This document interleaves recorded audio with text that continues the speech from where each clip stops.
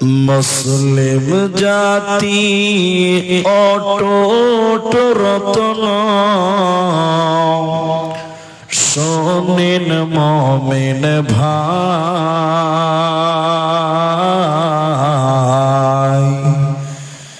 উৎপীড়নে ঈমান বৃদ্ধি, ভয় তো তাদের নাই।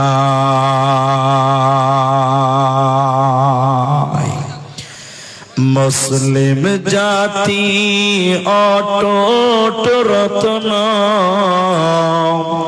শোনেন মুমিন ভাই, উৎপীড়নে ঈমান বৃদ্ধি, ভয় তো তাদের নাই। মক্কায় এলো জুলুমের ঢেউ,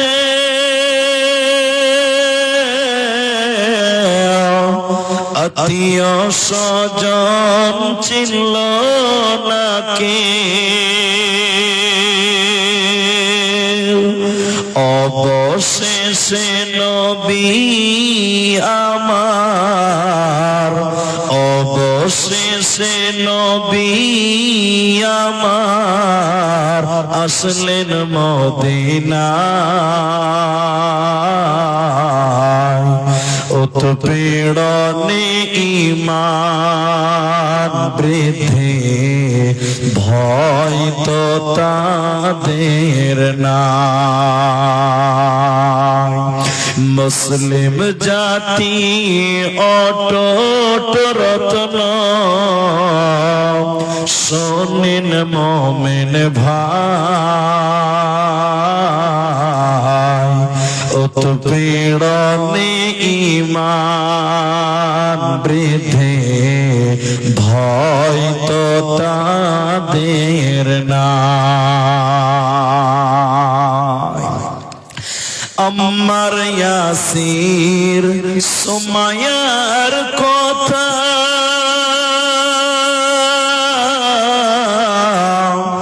বলতে লাগে দারুণ ব্যথা।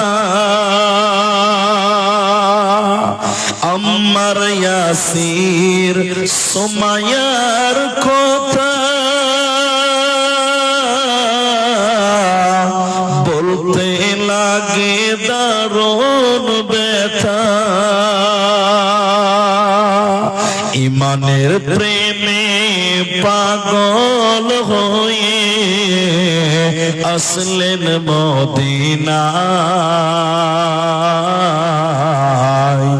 উৎপীড়নে ঈমান বৃদ্ধি, ভয় তো তাদের নাই। মুসলিম জাতি অটুট রতন, শোনেন মুমিন ভাই, উৎপীড়নে ঈমান বৃদ্ধি, ভয় তো তাদের নাই।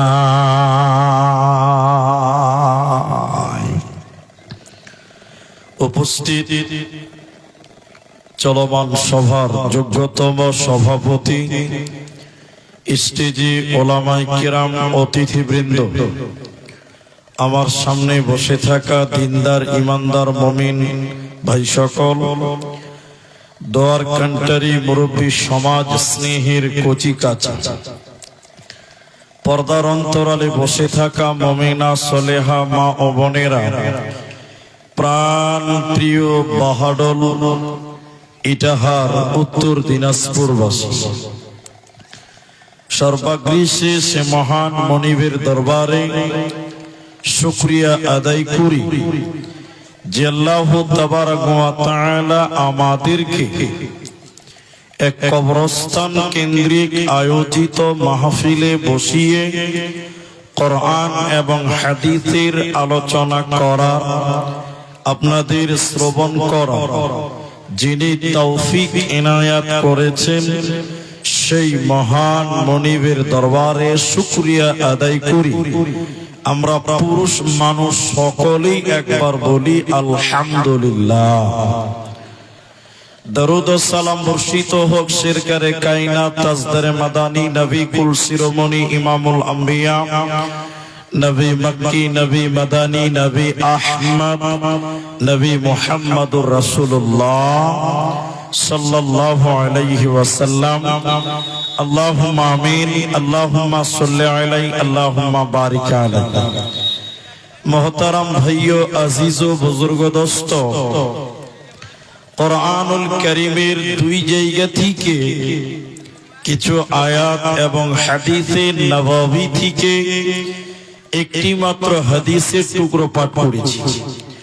উল্লেখিত আয়াত এবং হাদিসকে কেন্দ্রবিন্দুর মধ্যে রেখে এক সাবজেক্ট কেন্দ্রিক কিছু কথা বলবো, যদি আল্লাহ তৌফিক দেন তো। আলাইহি তাওয়াক্কালতু ওয়া ইলাইহি উনীব। মুহতারাম ভাইও বুজুর্গ দোস্ত, আমি আলোচ্য বিষয় বলার পূর্বে 5 মিনিট টাইম খুব গুরুত্বপূর্ণ কথা বলছি, আপনারা খুব মূল্যায়ন করার চেষ্টা করবেন। সামনে রমজান মাস, ওই দিকটি আমাদের মাথায় রাখতে হবে এবং এখন যে কথাগুলো বলবো সেগুলো আপনারা অবশ্যই মূল্যায়ন করবেন, তাহলে আপনারা ইহকাল এবং পরকালে কামিয়াবি অর্জন করতে পারবেন।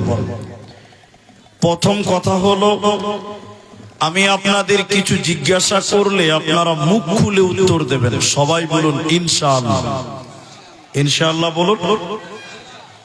এবং যদি কথা বলেন তাহলে আপনার বুঝতে সুবিধা হবে আর আমার বুঝাতে সুবিধা হবে। আর আপনি যদি মনে করেন যে মৌলভী সাহেব তুমি একাই বলো, তাহলে আপনি বুঝতে পারবেন না, খালি আমার বলাই হয়। এই জন্য কখনো আপনি বলবেন, কখনো আমি বলবো। আজকে আপনাদের সামনে যে বিষয়টি নিয়ে বক্তব্য রাখবো, ওই বিষয়টির নাম হলো আল্লাহর মুত্তাকি বান্দা কারা, মুত্তাকি পরহেজগার মানুষ কারা, মুত্তাকিদের গুণ কি থাকা উচিত, এ ব্যাপারে কিছু বলবো ইনশাআল্লাহুল আজিজ। আলাইহি তাওয়াক্কালতু ওয়া ইলাইহি উনীব। কিয়ামতের দিন যত মানুষ জান্নাতে যাবেন, যত দল জান্নাতে যাবেন, তার মধ্যে একটা দল, একটা গ্রুপের নাম হলো মুত্তাকি। আল্লাহ তাবারাক ওয়া তাআলা কোরআনুল কারীম সূরা নাবা 30 পারার প্রথম সূরার দ্বিতীয় রুকুর প্রথম আয়াতে আল্লাহ বলছেন, ইন্নালিল মুত্তাকিনা মাফাজা, নিশ্চয়ই মুত্তাকিরা বেঁচে গেছে। যাবে বলেনি, আল্লাহ বলেছেন মুত্তাকিরা বেঁচে গেছে। অতি কনফিডেন্ট আল্লাহ দিয়েছেন, অতি গ্যারান্টি আল্লাহ অ্যাডভান্স দিয়েছেন যে তোরা মরার পর জান্নাতে যাবি যদি তোরা মুত্তাকি হতে পারিস। বলুন সুবহানাল্লাহ। তো সেই মুত্তাকি বান্দা কারা? আল্লাহ মুত্তাকির কথা বলতে গিয়ে প্রথমে একটা ইবাদতকে দাঁড় করিয়েছেন, ওটা হলো মূল। শুধু মুত্তাকির নয়, প্রত্যেকটা আমলের মূল হোতা মাস্টার ওই ইবাদতটা, ওটা আল্লাহ বলছেন। তারপর একটা একটা করে আল্লাহ মুত্তাকি বান্দাদের বৈশিষ্ট্য বলেছেন। যেভাবে আল্লাহ বলেছেন ওইভাবে একটা একটা করে আগাবো, তবে বেশি টাইম লাগবে না, কারণ আপনাদের ধৈর্য আর আমার বক্তব্য, এই জন্য আপনাদেরকে এতটুকু টাইম ধৈর্য ধরতে হবে যে আপনি যেন এই বিষয়টাকে অন্তত কমপ্লিট করতে পারেন। আল্লাহ তাবারাক ওয়া তাআলা কোরআনে যেভাবে বলেছেন ওইভাবে একটা একটা করে বলবো। সূরা বাকারা, এদিকে দেখেন, সূরা বাকারা সূরা নাম্বার 2, পারা নাম্বার 2, রুকু নাম্বার 21, লাইন নাম্বার 12, আয়াত নাম্বার 177। আল্লাহ বলছেন, দেখেন কোরআন, আল্লাহ বলেন, বিসমিল্লাহির রহমানির রহিম, লাইসাল বিররা আন তুওয়াল্লু উজুহাকুম কিবালাল মাশরিকি ওয়াল মাগরিবি। আল্লাহ তাবারক ওয়া তাআলা বলেন, পূর্ব কিংবা পশ্চিমে সাজদা করার নাম, মাশরিক কিংবা মাগরিবে মাথা ঠোকার নাম, পূর্ব কিংবা পশ্চিমে সাজদা করার নাম মানে নামাজ পড়ার নাম, পূর্ণাঙ্গ কামিয়াব নয়। আল্লাহ তাবারক ওয়া তাআলা নামাজকে পূর্ব এবং পশ্চিম দুই দিকে বললেন কেন? আমরা দিনাজপুরের লোকেরা পশ্চিম দিকে সাজদা করি, পূর্ব দিকে নয়। তো আল্লাহ পূর্ব বললেন পশ্চিম বললেন, নামাজকে দুই দিক বললেন কেন? এর কারণ হলো কোরআনে আল্লাহ যত আদেশ করেছেন শুধু দিনাজপুরের জন্য নয়, পশ্চিমবঙ্গের জন্য নয়, শুধুমাত্র ভারতবর্ষের জন্য নয়, বরং তামাম পৃথিবীর জন্য আল্লাহ আদেশ করেছেন। এবার কাবার পশ্চিমে যারা থাকবে তারা পূর্ব দিকে সাজদা করবে, আর যারা পূর্ব দিকে থাকবে তারা পশ্চিম দিকে সাজদা করবে। মানে কাবাকে কিবলা বানিয়ে নামাজ পড়তে হয়।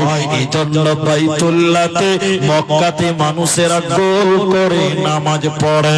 আল্লাহ তাবারক ওয়া তাআলা বলে, সে নামাজ পড়ার নাম পূর্ব কিংবা পশ্চিমে মাথা ঠোকার নাম পরিপূর্ণ কামিয়াব নয়। এর মানে হলো একটা লোক নামাজ পড়লো, ওই লোকটা জান্নাতে যাবে যাবে যাবে, এ গ্যারান্টি পৃথিবীর কেউ দিতে পারে না, পারে না, পারে না। যত লোক নামাজ পড়ছে সব লোক জান্নাতে যাবে। যাবে? আপনারা বলুন যাবে? তো মুখ খুলেন না যে যাবে কি? যাবে না। বাহাডোল মসজিদে আজান হলো, জুমা মসজিদে 50টা লোক নামাজ পড়ছে। কটা লোক বললাম? সবাইকে বলতে হবে কটা? 50টা লোক নামাজ পড়েছে। 50টা লোক জান্নাত যাবে?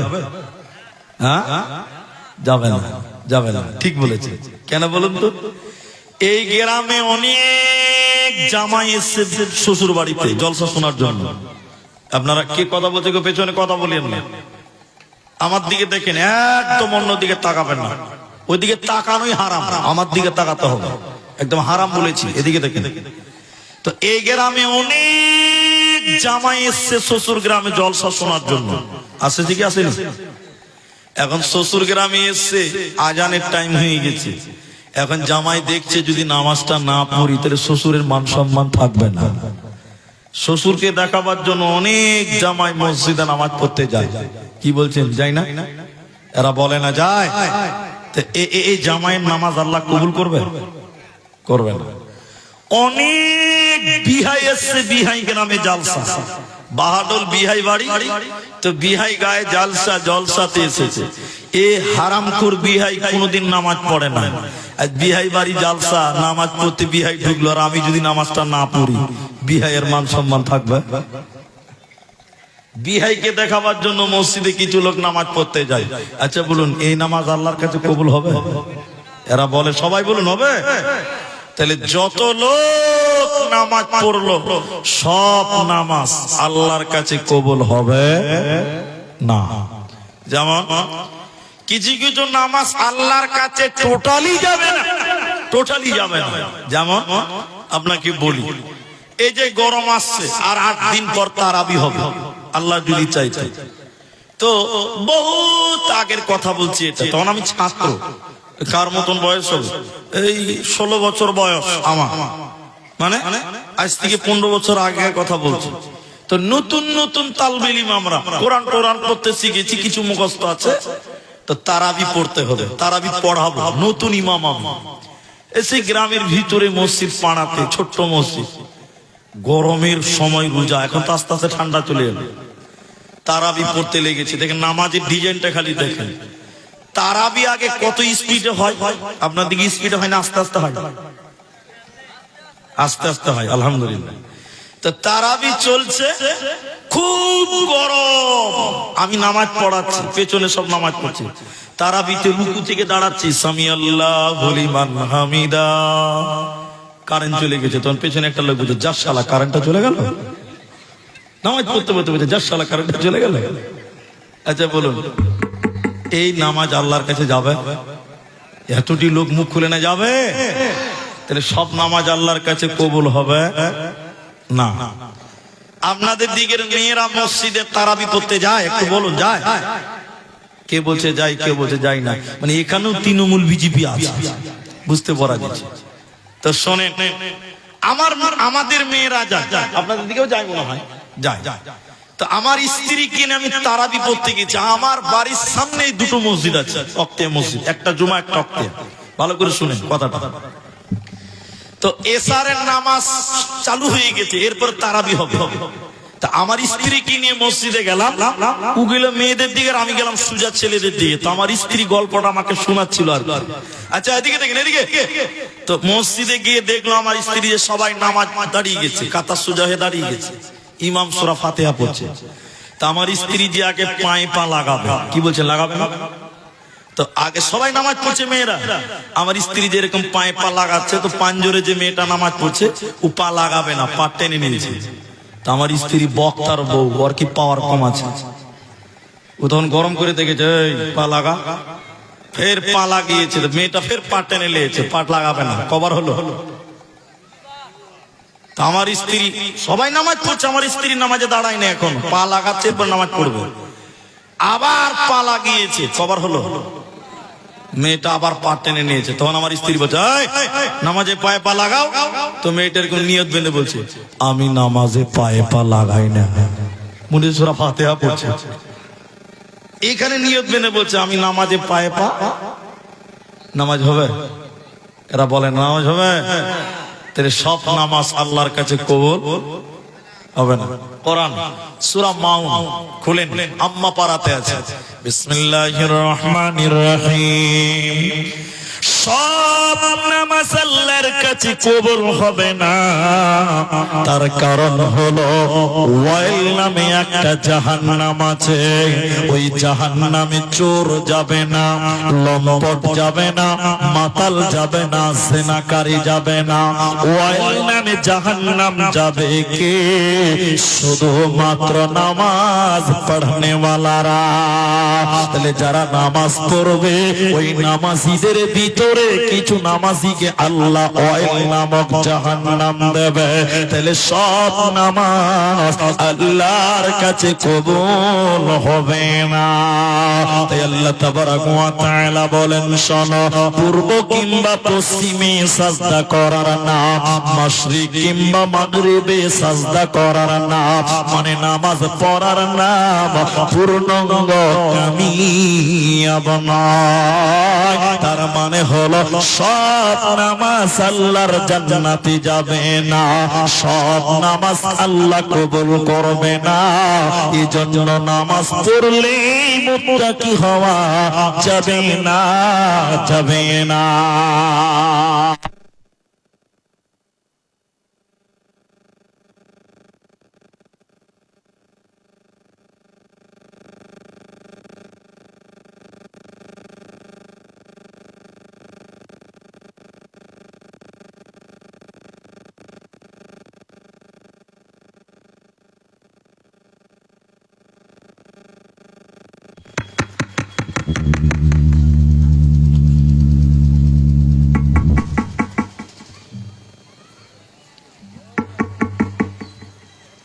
একবার বলুন আলহামদুলিল্লাহ।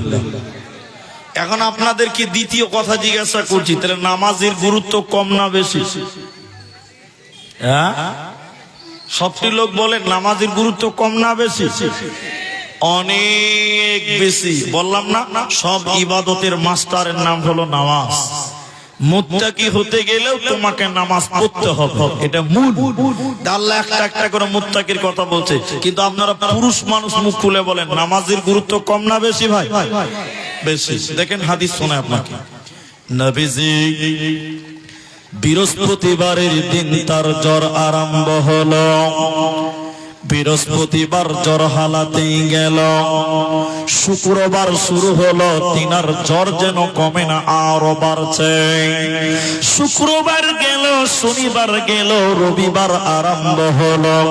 আল্লাহ নবীর শরীরে এতটাই জ্বর, নবীজির শরীরের জ্বর যেন কমে না। নবীজি জ্বরের কারণে থর থর থর থর করে কাঁপে। রবিবার যখন দিন পার হয়ে রাত্রি আরম্ভ হলো, আল্লাহ নবীর শরীরে এতটাই জ্বর, এই জ্বরের কারণে নবীজি থর থর করে কাঁপছেন, নবীজি অজ্ঞান হয়ে যায়। রবিবারের দিনে রাত্রি বেলা নবীজি তাহাজ্জুদের নামাজ পড়ে নিলেন, নবীজি তাহাজ্জুদের নামাজ পড়ে নিলেন। এরপর নবীজি জ্বরের কারণে অজ্ঞান হয়ে গেল, বেহুশ হয়ে নবীজি পড়ে রয়েছে জ্বরের কারণে। এমন সময় মসজিদে নববীতে হযরতে বেলাল ফজরের আযান দিয়েছে। সাহাবীরা একজন একজন করে মসজিদে এলো, নামাজের জন্য মসজিদে এলো, এসে নবীজির জন্য অপেক্ষা করছেন, নবীজি আসবেন, নবীজি ইমামতি করবেন, নবীজির জন্য অপেক্ষা করছে। কিন্তু আল্লাহর নবীর শরীরে এতটাই জ্বর, জ্বরের কারণে নবীজি অজ্ঞান হয়ে আছে, নবীজি বেহুশ হয়ে আছে, আযান তিনি শুনতে পায় নাই। সাহাবীরা নবীজির জন্য অপেক্ষা করতে করতে যখন নবীকে পেল না, তখন সাহাবীরা হযরতে আবু বকরকে ইমাম বানিয়ে সাহাবীরা ফজরের নামাজ আরম্ভ করলেন। আল্লাহর নবী এমন সময় জ্ঞান ফিরে পেল, নবীজি যেন হুঁশ ফিরে পেল। আল্লাহর নবী জিজ্ঞাসা করলেন, আয়েশা রে তুমি বলো এখন কোন টাইম রে আয়েশা? মসজিদে নববীতে কি ফজরের আযান দিয়েছে? আম্মা জান আয়েশা বলেন, ইয়া রাসূলুল্লাহ মসজিদে নববীতে অনেকক্ষণ আগে আযান দিয়েছে, সাহাবীরা আপনার অপেক্ষা করতে করতে আপনাকে না পেয়ে আমার আব্বা আবু বকরকে ইমাম বানিয়ে নামাজ আরম্ভ করেছে। নবীজির শরীরে এতটাই জ্বর, নবীজির শরীরে বল নাই, শক্তি নাই, নবীজির শরীরে যেন কোনো শক্তি নাই, নবীজি দাঁড়াতে পারেন না। নবীজি বললেন, আয়েশা রে তুমি আমাকে একটু ধরো, তুমি আমাকে একটু ধরো, আমি যাব মসজিদে নববীর দরজায়। আল্লাহর নবী মসজিদে নববীর দরজায় দাঁড়ালেন। নবীজির এত জ্বর, নবী দাঁড়াতে পারেন না। নবীজি দুইজন সাহাবীর কাঁধের উপরে হাত দিয়ে দাঁড়িয়েছিলেন। নবীজি ফজরের নামাজ দেখলেন, সাহাবীরা নামাজ পড়তে পড়তে কাঁদতে কাঁদতে একাকার হয়ে গেল। নবীজির পেছনে বোধহয় আমরা নামাজ পড়তে পারবো না। নবীজি ফজরের থেকে বাড়ি চলে এলো। সোমবারের দিন সকাল হচ্ছে, আল্লাহ নবীর শরীরের জ্বর যেন আরো বেড়ে গেল। নবীজি তাকাতে না পেরে বললেন, আয়েশা তুমি আমার মেয়ে হযরতে ফাতেমা কি খবর দাও। হযরতে ফাতেমা নবীজির কাছে এলেন, নবীজির বুকটা যেন উঁচু হয়ে গেছে। আম্মা জান আয়েশা বলেন, নবীজি জ্বরের কারণে অজ্ঞান হয়ে যায়। নবীজি যেন আম্মা জান আয়েশার উরু রানের উপরে মাথা দিয়েছিলেন, নবীজির কপালটা বারবার টেনা দিয়ে মুছে দিচ্ছিল। জ্বরের কারণে নবীজি কাঁদছে, নবীজির শরীরে কোনো বল ছিল না, নবীজির বুকের ব্যথাও জেনে বেড়ে গেল। নবীজি পৃথিবী ছেড়ে চলে যাবেন, দুনিয়ার মায়া ত্যাগ করে নবীজি পৃথিবী ছেড়ে চলে যাবেন। নবীজির মৌতের জ্বালা, মৃত্যুর ব্যথা, মৃত্যুর বেদনা, মৃত্যুর যন্ত্রণা নবীজি যেন অনুভব করছিল। নবীজি যখন পৃথিবী ছেড়ে বিদায় হয়ে যায়, এই জ্বরের কারণে নবীজি বুকের ব্যথা যখন নবীজি পৃথিবী ছেড়ে চলে যান, নবীজি কাঁদতে কাঁদতে বলেছিলেন, উম্মত রে তোমরা শুনে নাও, আসসালাত আসসালাত ওয়া মা মালাকাত আইমানুকুম, নামাজ নামাজ আমার উম্মত নামাজ। হে মুসলমান, হে আমার উম্মতের দলেরা, তোরা নামাজ ছাড়বি না। বিশ্ব নবী নামাজের কথা বলে দুনিয়া ছেড়ে পৃথিবী ছেড়ে বিদায় হয়ে যায়। ও কি দারুণ বিধি বিধি রে আমার, ও কি দারুণ বিধি বিধি রে আমার। আইনা বিজের ইন্তিকালে কাদালেন সকলে রে আমার, বিজের ইন্তিকালে বন ফাতেমা বসিয়া কান্দে, আচল ভিজায় চোখেরই জলে, নবীজির ইন্তেকালে।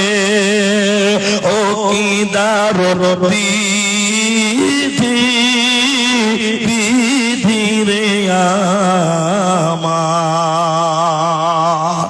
মৃত্যুর টাইমে অন্তিম মুহূর্তে নবীজি যখন পৃথিবী ছেড়ে চলে যান, তখন তিনি কাঁদতে কাঁদতে অতিরিক্ত জ্বর শরীরে কাঁদতে কাঁদতে বলেছিলেন, নামাজ নামাজ আমার উম্মত নামাজ ছাড়বে না। নবীজি মৃত্যুকালে নামাজের কথা বললেন। তাহলে এবার আপনারা সবাই বলেন, নামাজের গুরুত্ব কম না বেশি? ভাই ভাই সবচেয়ে বেশি। নামাজ যার নাই তার কোনো ইবাদত করে কোনো লাভ নেই। এই জন্য মুসলমান, তুমি নামাজ কায়েম করো, তাহলে তোমার অন্য অন্য ইবাদত কাজে লাগবে। এখনকার মুসলমান, এদিকে এখনকার মুসলমান নামাজ নাই, রোজা নাই, বড় বড় গরু কুরবানি দিচ্ছে, কোনো লাভ হবে? আপনার দিকে মনে হয় নাই না? বেনামাজিরা বড় গরু কুরবানি দেয়। হ্যাঁ, যারা নামাজ পড়ে না ওরা আবার বড় কুরবানি দেবে, যে মসজিদের বারান্দায় বেঁধে রেখে দিয়েছে গরুটাকে। মুলি সাহেব কেমন হবে? গায়ের লোকে দেখাচ্ছে কেমন হবে? ও হারামখোর নামাজই পড়ে না, কোনো লাভ হবে? সবাই বলেন কোনো লাভ হবে না। অনেক লোক আবার বলে, মুলি সাহেব নামাজ না পড়তে পারি, ঈমান ঠিক আছে। শয়তানের খালাতো ভাই। যে নামাজ না পড়তে পারি ঈমান ঠিক আছে, শয়তানের কথা। এটা কোনো মানুষের কথা হতে পারে? বিশ্বনবী মৃত্যু শয্যায় শুয়েও তিনি বলেছিলেন, নামাজ নামাজ আমার উম্মত নামাজ ছাড়বে না। আজকের মুসলমানেরা নামাজ পড়ে না। তাহলে এবার বলি, আল্লাহ প্রথম নাম্বার বললেন, শুধু নামাজ পড়লেই হবে না। তোমরা যদি মুত্তাকি হতে চাও, শুধু নামাজ পড়লে হবে না, আরো কিছু করতে হবে। কি করতে হবে?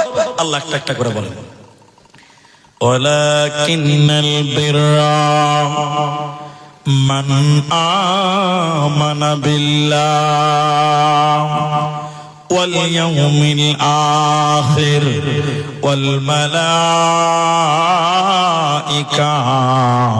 ওয়াল কিতাবি ওয়ান নাবিয়্যিন। আল্লাহ তাবারাকা ওয়া তাআলা বলেন, যদি তোমরা মুত্তাকি বান্দা বান্দি হতে চাও, ওরে বাহাদুরের মুসলমান শুনে নাও, আমার আল্লাহ বলে নামাজ তো পড়তেই হবে, তার সাথে 5টা বিষয়ের উপরে তোমাদের ঈমান রাখতে হবে। সবাই বলুন কয়টা? অধিকার লোক বলুন কটা? 5টা। এই বিলুন গুলো কেন দিয়েছে ভাই? ওই লোকগুলো ডিস্টার্ব হয়েছে, আমাকে দেখতে পেয়েছে না, দেখছে? এই বিলুন গুলো কেন দিয়েছে? কেউ ফাটাইতে পারেন না আপনারা? কিসের লিগে বেটা ছেলেরা ফাটানা রে? যা খাপা কোটে বেলুনটি ফাটা।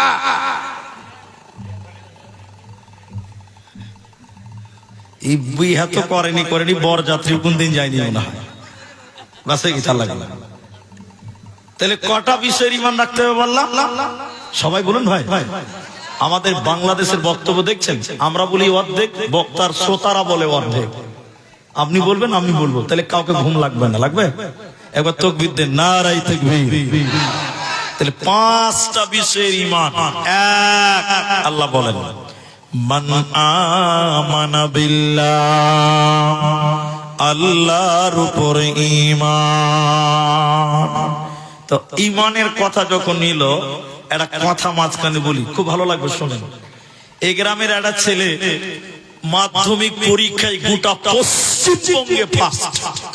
বুঝার জন্য বললাম, এই গ্রামে কারো ছেলে গোটা পশ্চিমবঙ্গে ফার্স্ট। এখন আপনার ছেলে পড়তে বসে না, তখন আপনি লাঠি নিয়ে কি বলবেন? অমুকের মতন হ, অমুকের মতন হ, দেখ গোটা পশ্চিমবঙ্গে ফার্স্ট, এরকম বলেন? এরা বলে না? আরে অমুকের ছেলেটার মতন হ, গোটা পশ্চিমবঙ্গে ফার্স্ট হয়েছে, ওর কাছে শিখ, ওর কাছে শিখ, ওর কাছে শিখ, ওর মতন হ।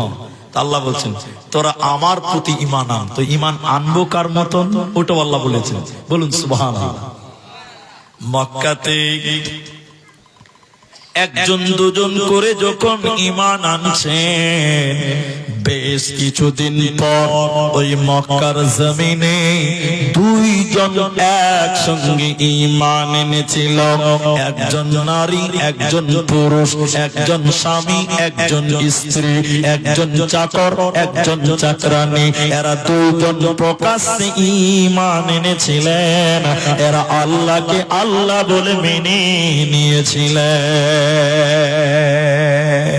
মেয়েটাকে মা বোন শোনেন, মেয়েটাকে যে আল্লাহর উপরে ঈমান এনেছিলেন, ওই মেয়েটার নাম হযরতে বিবি সুমাইয়া রাদিয়াল্লাহু তাআলা আনহা।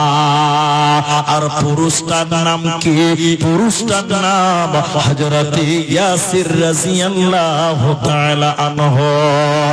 মক্কার জমিনে এরা দুইজন প্রকাশ্যে ঈমান এনেছিল, ইসলাম কবুল করেছিল। এবার আবু জেহেলের লোকেরা আবু জেহেলকে গিয়ে বলল, নেতা, এই মক্কাতে তুমি ঈমানের দাওয়াত বন্ধ করতে পারবে না, ইসলামের দাওয়াত তুমি বন্ধ করতে পারবে না। আবু জেহেল বলছে, কেন পারবো না? আমার কি ক্ষমতা কম? না না না, তুমি জানো না এই মক্কার জমিনে এখন চাকর চাকরানীরাও আল্লাহর উপর ঈমান আনছে, এ খবর তুমি জানো না। এদিকে দেখেন, আজকে বাহাডোলে জালসা, কাগজ ছাপা হয়েছে, মাইকিং করা হয়েছে, প্রচার করা হয়েছে। সবাই বলুন, কিন্তু গোটা গায়ের লোক এসেছে? সবাই আসে না। সব লোক যদি আসতো এই মাঠে জায়গা হতো না, হতো না। সব লোক আসেনি। আবু জেহেল তখন গোটা এলাকার লোকদেরকে প্রচার করলো, অমুক দিন অমুক টাইমে অমুক ময়দানে জমা হয়ে যাবে, কেউ যেন বাদ না যায়। শত শত মানুষ একটা ময়দানে জমা হয়ে গেল। মা আমার, বোন আমার, আপনাদের মতন মেয়ে, আপনাদের মতন মহিলা হযরতে বিবি সুমাইয়া কেমন ঈমান এনেছিলেন একটু দেখেন।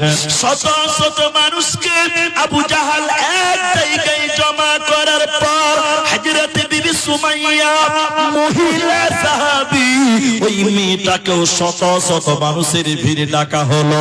এবার আবু জাহাল সবার সামনে সুমাইয়াকে এনে বলল, সুমাইয়া রে, তুমি আল্লাহর উপরে ঈমান এনেছো, তুমি আল্লাহকে আল্লাহ বলে মেনে নিয়েছো, নবীকে মুহাম্মদকে ঈমান বলে, মুহাম্মদকে নবী বলে মেনেছো। সুমাইয়া রে, তুমি ঈমান এনেছো, ঈমান ছেড়ে দিবে কি দেবে না? বিবি সুমাইয়া শত শত মানুষের বীরে বলেছিল, এর বেঈমান আবু জাহাল, আল্লাহর উপরে ঈমান এনেছি, আমার জীবন চলে গেলে আমি ঈমান ছাড়ব না। বলুন সুবহানাল্লাহ।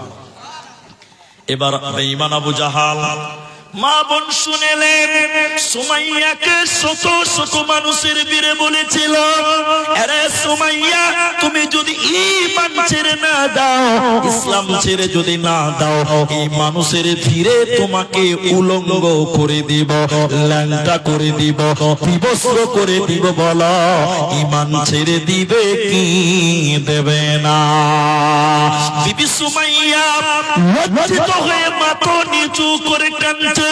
বেঈমান আবু জাহাল বিবি সুমাইয়ার মাথা থেকে কাপড় খুলছিল, একটা একটা করে খুলতে খুলতে সারা শরীরের কাপড় খুলে শত শত মানুষের বীরে বিবি সুমাইয়াকে ল্যাংটা করে দিল, উলঙ্গ করে বিবস্ত্র করে নগ্ন করে দিল। তিনি ঈমান ছাড়েনি। এরপরে বেঈমান আবু জাহাল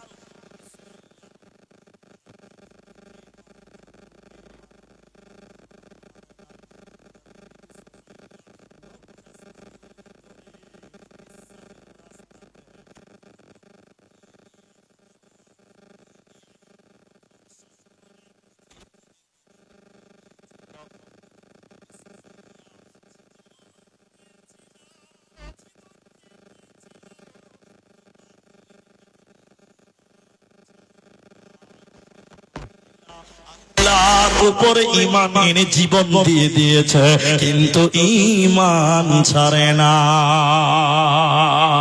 বলুন সুবহানাল্লাহ। তিনি মহিলা, ইসলামের প্রথম শহীদ হয়েছিলেন, ইসলামের জন্য, দ্বীনের জন্য, ঈমানের জন্য সর্বপ্রথম তিনি জীবন দিয়ে, ঈমানের জন্য জীবন দিয়ে শহীদ হয়েছিলেন। আরেকবার বলুন সুবহানাল্লাহ। ঈমান ছাড়ে নাই। এবার আপনারা পুরুষ বেটা ছেলে মরদ যারা, আমরা কেমন ঈমান আনবো? ও ভাইয়েরা, আপনি কেমন ঈমান আনবেন? এই যে সুমাইয়াকে হত্যা করা হলো, শহীদ করে দেওয়া হলো, এই সুমাইয়ার স্বামীর নাম হযরতে ইয়াসির রাদিয়াল্লাহু তাআলা আনহু।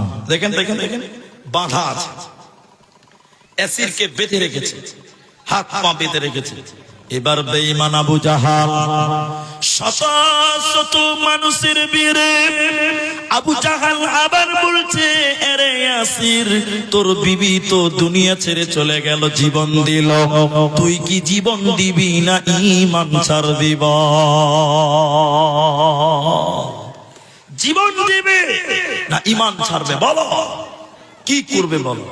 এবার ইয়াসির বলল, বেঈমান আবু জাহাল, আমার জীবন চলে যাবে, আমাদের সন্তান ইয়াসির জীবন দিবে, কিন্তু আমরা ঈমান ছাড়ব না। বলুন সুবহানাল্লাহ। আল্লাহর উপরে ঈমান। দেখেন দেখেন দেখেন দেখেন, এদিকে দেখেন। ইয়াসিরকে এবার মাটিতে ফেলে দিল, দুটি ঘোড়া দুই দিকে এনেছে, ঘোড়া ঘোড়া। ইয়াসিরের দুই পায়ে শিকল বেঁধেছে লোহা, দুদিকের ঘোড়ার পায়ে দুটি শিকল বেঁধে দিল, দুই পায়ের শিকল, দুটি পা টান টান উত্তেজনা, দুটি ঘোড়া দুই দিকে মুখ করে আছে, ইয়াসির মাটিতে পড়ে আছে। এবার বেঈমান আবু জাহাল বলছে, ইয়াসির দেখ মৃত্যু কত ভয়ঙ্কর, মওত কত যন্ত্রণাদায়ক, তুই ঈমান ছাড়বি, ঈমান ছাড়বি না জীবন দিবি তুই বল। হযরত ইয়াসির কেঁদে কেঁদে বলেছিল, বেঈমান আবু জাহাল, মৃত্যুর ভয় আমার ভিতরে নাই, আমার জীবন চলে গেলেও আমি ঈমান ছাড়ব না। আমি আল্লাহর উপরে ঈমান এনেছি, নবীর প্রতি ঈমান এনেছি, আমি ঈমান ছাড়ব না, ছাড়ব না। বেঈমান আবু জাহাল দুটি ঘোড়াকে দুই দিকে তেড়ে দিল, হযরত ইয়াসিরের দুই পায়ের মাঝখান দিয়ে ছিঁড়ে গেল, হযরত ইয়াসিরের দুই পায়ের মাঝখান দিয়ে ছিঁড়ে গেল, দ্বিখণ্ড হয়ে গেল, শহীদ হয়ে গেল। তাজা রক্ত জমিনে পড়লো, হযরত ইয়াসির শহীদ হয়ে গেল, জীবন দিয়ে দিল, কিন্তু সেও ঈমান ছাড়ে না।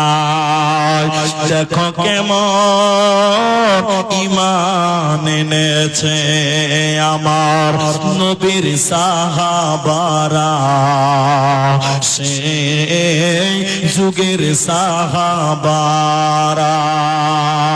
হযরত বিলাল এনেছে ঈমান কত কষ্ট করে, মরুভূমির গরম বালুতে তাজা রক্ত ঝরে,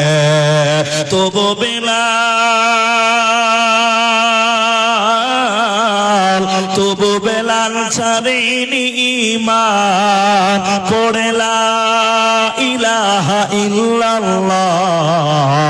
দেখো কেমন ঈমান এনেছে আমার নবীর সাহাবারা, সেই যুগের সাহাবারা। হযরত হানজালা এনেছে ঈমান কত কষ্ট করে, বিয়ের পরে প্রথম রাতে ছিলেন বাসর ঘরে, যুদ্ধের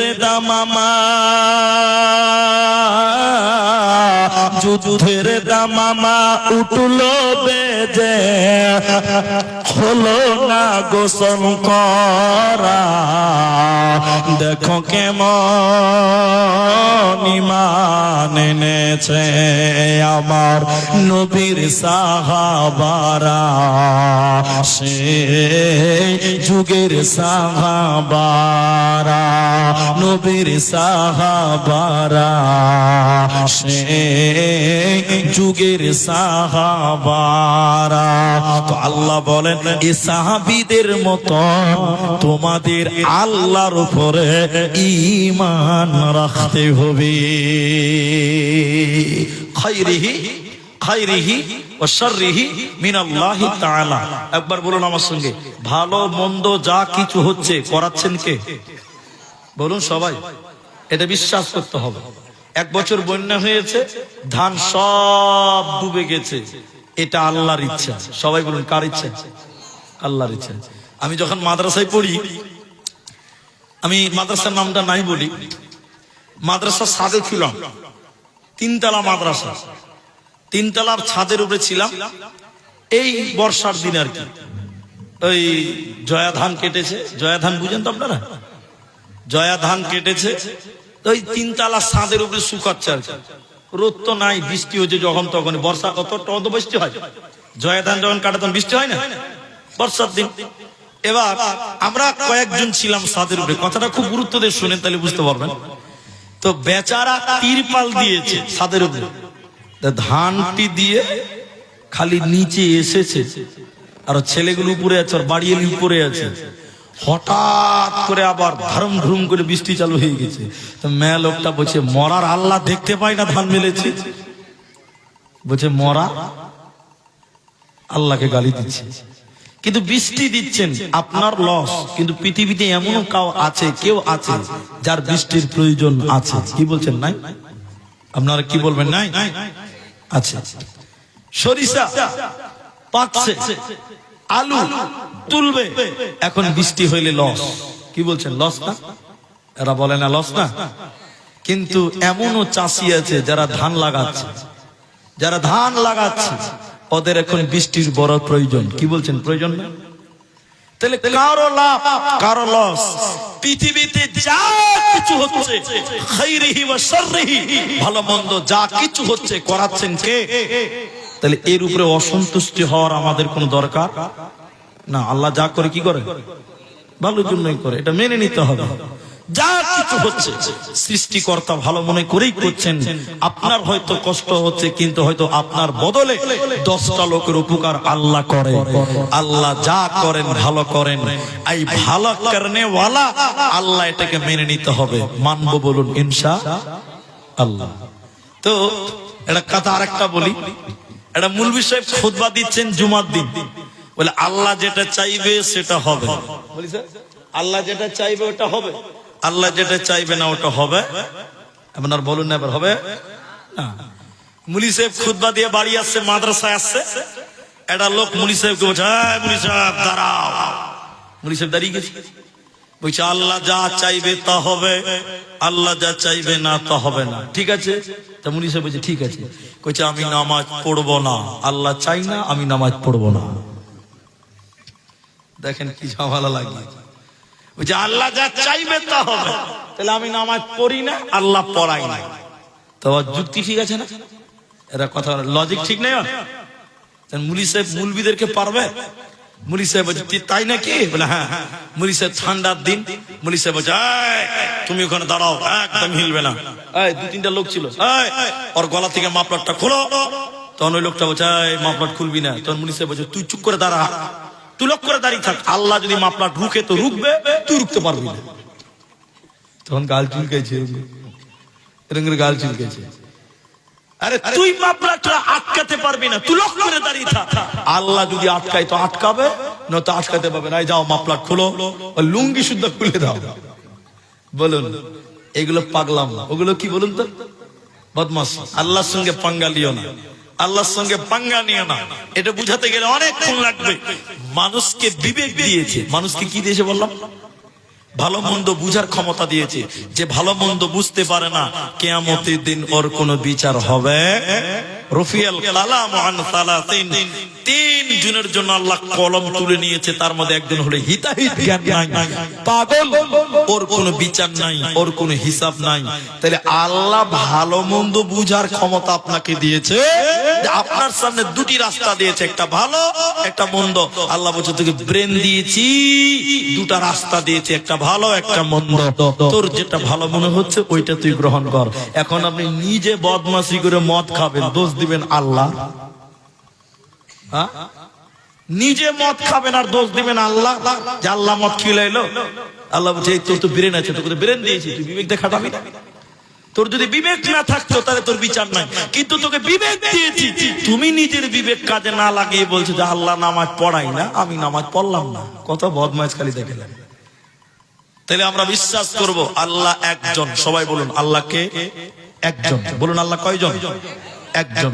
তিনার সঙ্গে কাউকে শরীক করা যাবে না। এটা হলো ঈমান, এটাকে আল্লাহকে মেনে নাও।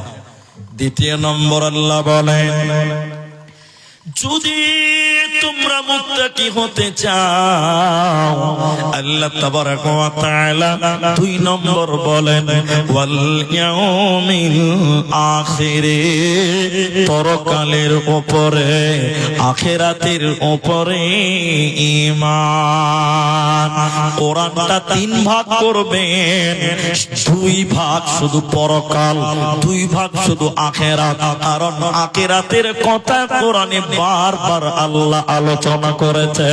কারণ যার ভিতরে আখিরাত থাকবে না, ওই লোকের দ্বারা গুনাহ হবে। আর যার ভিতরে আখিরাতের ভয়, পরকালের ভয়, আখিরাত যার ভিতরে থাকবে, ওই লোকের দ্বারা গুনাহ হবে না, হবে না, হবে না। আখিরাতকে বিশ্বাস করো। কেন আল্লাহ কোরআনে বলেন দুইটি কারণে মানুষকে জাহান্নাম দেওয়া হয়, দুইটি কারণে মানুষকে জাহান্নাম দেওয়া হবে। ওই দুইটির ভিতরে প্রথম নাম্বার কারণ আল্লাহ কোরআনে বলছেন, শুনে নাও, ইন্নাহুম কানু লা ইয়ারজুনা হিসাবা। যারা পরকাল মানে না, যারা হিসাবের দিন যারা মানে না, যারা আখিরাত মানত না, ওদেরকে টেনে হিচড়ে জাহান্নাম দেওয়া হবে। অতএব বাহাদুরের মুসলমান, ইটাহারের মুসলমান, আখিরাতের প্রতি তোমরা ঈমান আনো। এ দুনিয়া रहने के लिए नहीं है, बल्कि जाने के लिए आना है। अगर रहने के लिए आना तो जगह ही नहीं मिलता। এই পৃথিবীতে আমরা কেউ থাকার জন্য আসিনি, এই পৃথিবীতে এসেছি আমরা চলে যাওয়ার জন্য। এই জায়গাটা থাকার জায়গা নয়। বাস স্ট্যান্ডে কেউ বাস করে না, স্টেশনে কেউ বাস বাস করে না।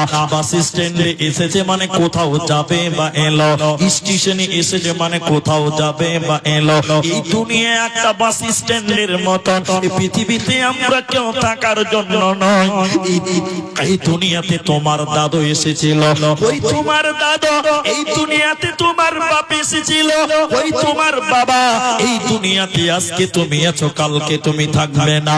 এই ধন মাল ছিল তোমার দাদার, সে মরে গিয়ে আজ হয়েছে বাবার।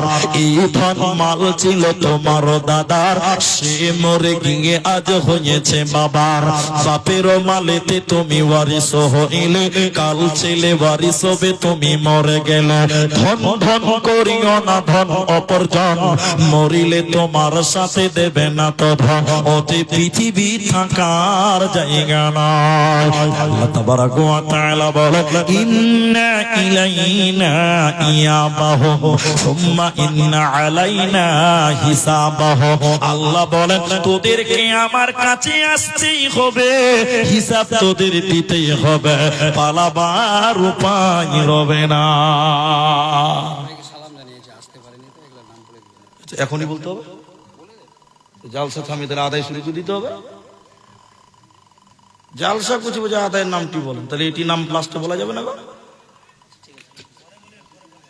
ধরেন খুব বুদ্ধিমান মানুষ আছে, খুব বুদ্ধিমান।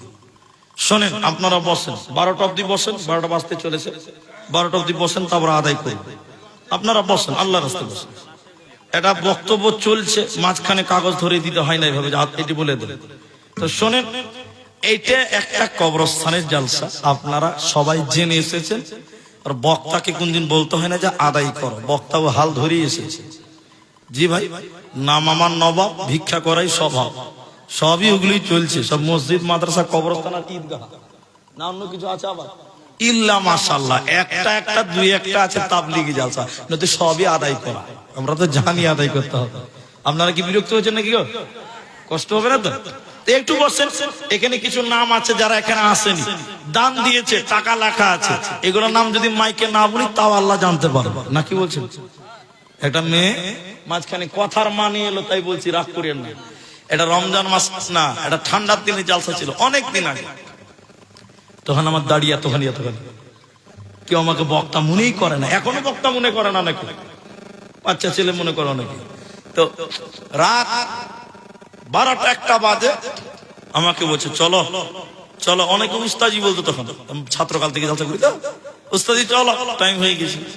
এবার ছোট মানুষ, মাপলাট কাপলাট বেঁধে ঠান্ডার দিনে জালসা স্টেজে দিয়েছি। তো একটা মেলো, এদের ডিপার্টমেন্টে একটা মেলো বলছে, মুলিজি ও মুলি সাহেব বলেন, 1500 টাকা দিয়েছিল আমাকে। কত টাকা? 1500 টাকা। 1500 টাকা দিয়ে বলছি, মুলি সাহেব এই দানটা মসজিদের নামে দিলাম, একটু এই নাম বলেছিল মনে নাই, এই নামে একটু দোয়া করে দিবেন। তো রাতের বেলা স্টেজে উঠেছি ভাই, বক্তা আজকে যেরকম বক্তব্য রাখছিল আফজাল, বক্তব্য রাখছে। তো আমি টাকাটা নিয়ে সভাপতিকে বলছি, বাপজি এই 1500 টাকাটা মেয়ে দিয়েছে, তো নামটা ভুলে গেছি, রেখে দেখে। আমি 2 ঘন্টা বক্তব্য রেখেছি। কতক্ষণ বললাম? বক্তব্য রেখে যখন লাস্টে নামবো, ওই মেয়ে ছেলেটা দৌড়তে দৌড়তে এসে বলছে, মুলি সাহেব টাকা ঘুরিয়ে দাও। কেন? ওই যে নাম যে বলনি, তার মানে নাম বলিনি মানে আল্লাহ শুনতে পাবে না নাকি? কি মামলা বলেন? তো আমরা আছি বলেন একবার ইনশাআল্লাহ। এরা ইনশাআল্লাহ বলে না, পালাবেন নাকি ভাই? আমরা আছি বলুন ইনশাআল্লাহ। এটা লোক কিয়ামতের দিন আল্লাহকে সূর্যের নিচে দাঁড় করে রাখবে, সূর্যের নিচে। আজকে সূর্যটা কত উপরে আছে? লক্ষ লক্ষ মাইল উপরে আছে, কোটি কোটি মাইল উপরে আছে। তো সূর্য কিয়ামতের দিন এত উপরে থাকবে না, মানুষের মাথার 1 হাত উপরে চলে আসবে। একবার বলুন সুবহানাল্লাহ। সূর্যের তাপে মানুষ, তার চামড়া গুলো গলে যাবে, একদম সাদা ফেকসা হয়ে যাবে। মানুষের মগজগুলো টকবক করে সূর্যের তাপে ফুটবে। মানুষদের ঘাম শরীর দিয়ে বয়ে বয়ে, কারো কারো ঘাম হবে নাক পর্যন্ত ঘাম, মনে হচ্ছে নদীর পুকুরে আমরা হাবুডুবু খাচ্ছি। এরকম সিচুয়েশন, ওই জায়গাতে কিছু মানুষকে দাঁড় করে রাখবে। কাকে দাঁড় করাবে জানেন? ওইটাই বলছি, যে পরকাল মানত না। কি মানত না বললাম? আখিরাত মানতো না। কোন লোক? মুলবি সাহেব বলছে নামাজ পড়বে চলো। বলি সে নামাজ পড়ে কি হবে? তো মুলি সাহেব বলছে আরে খাপা জান্নাত যেতে হবে না? হ্যাঁ মুলি সাহেব খানাকা লোভ দেখাইছো, জান্নাত ফান্নাত কিছু নাই, মরার পর কোন বিচার টিচার নাই। এরকম লোক আছে না নাই ভাই? পরকাল অস্বীকার করলো। আল্লাহ বলছেন এই লোকটাকে সূর্যের এক হাত নিচে দাঁড় করে রাখবে, সূর্যের তাপের কারণে তার মগজগুলো টক বক টক বক করে ফুটবে। বলুন সুবহানাল্লাহ। আল্লাহ বলবেন এই এই এই ফেরেশতা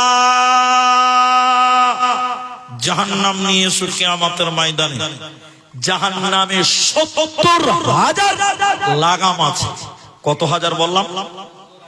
প্রত্যেকটা লাগামে ৭০,০০০ করে ফেরেশতা আছে।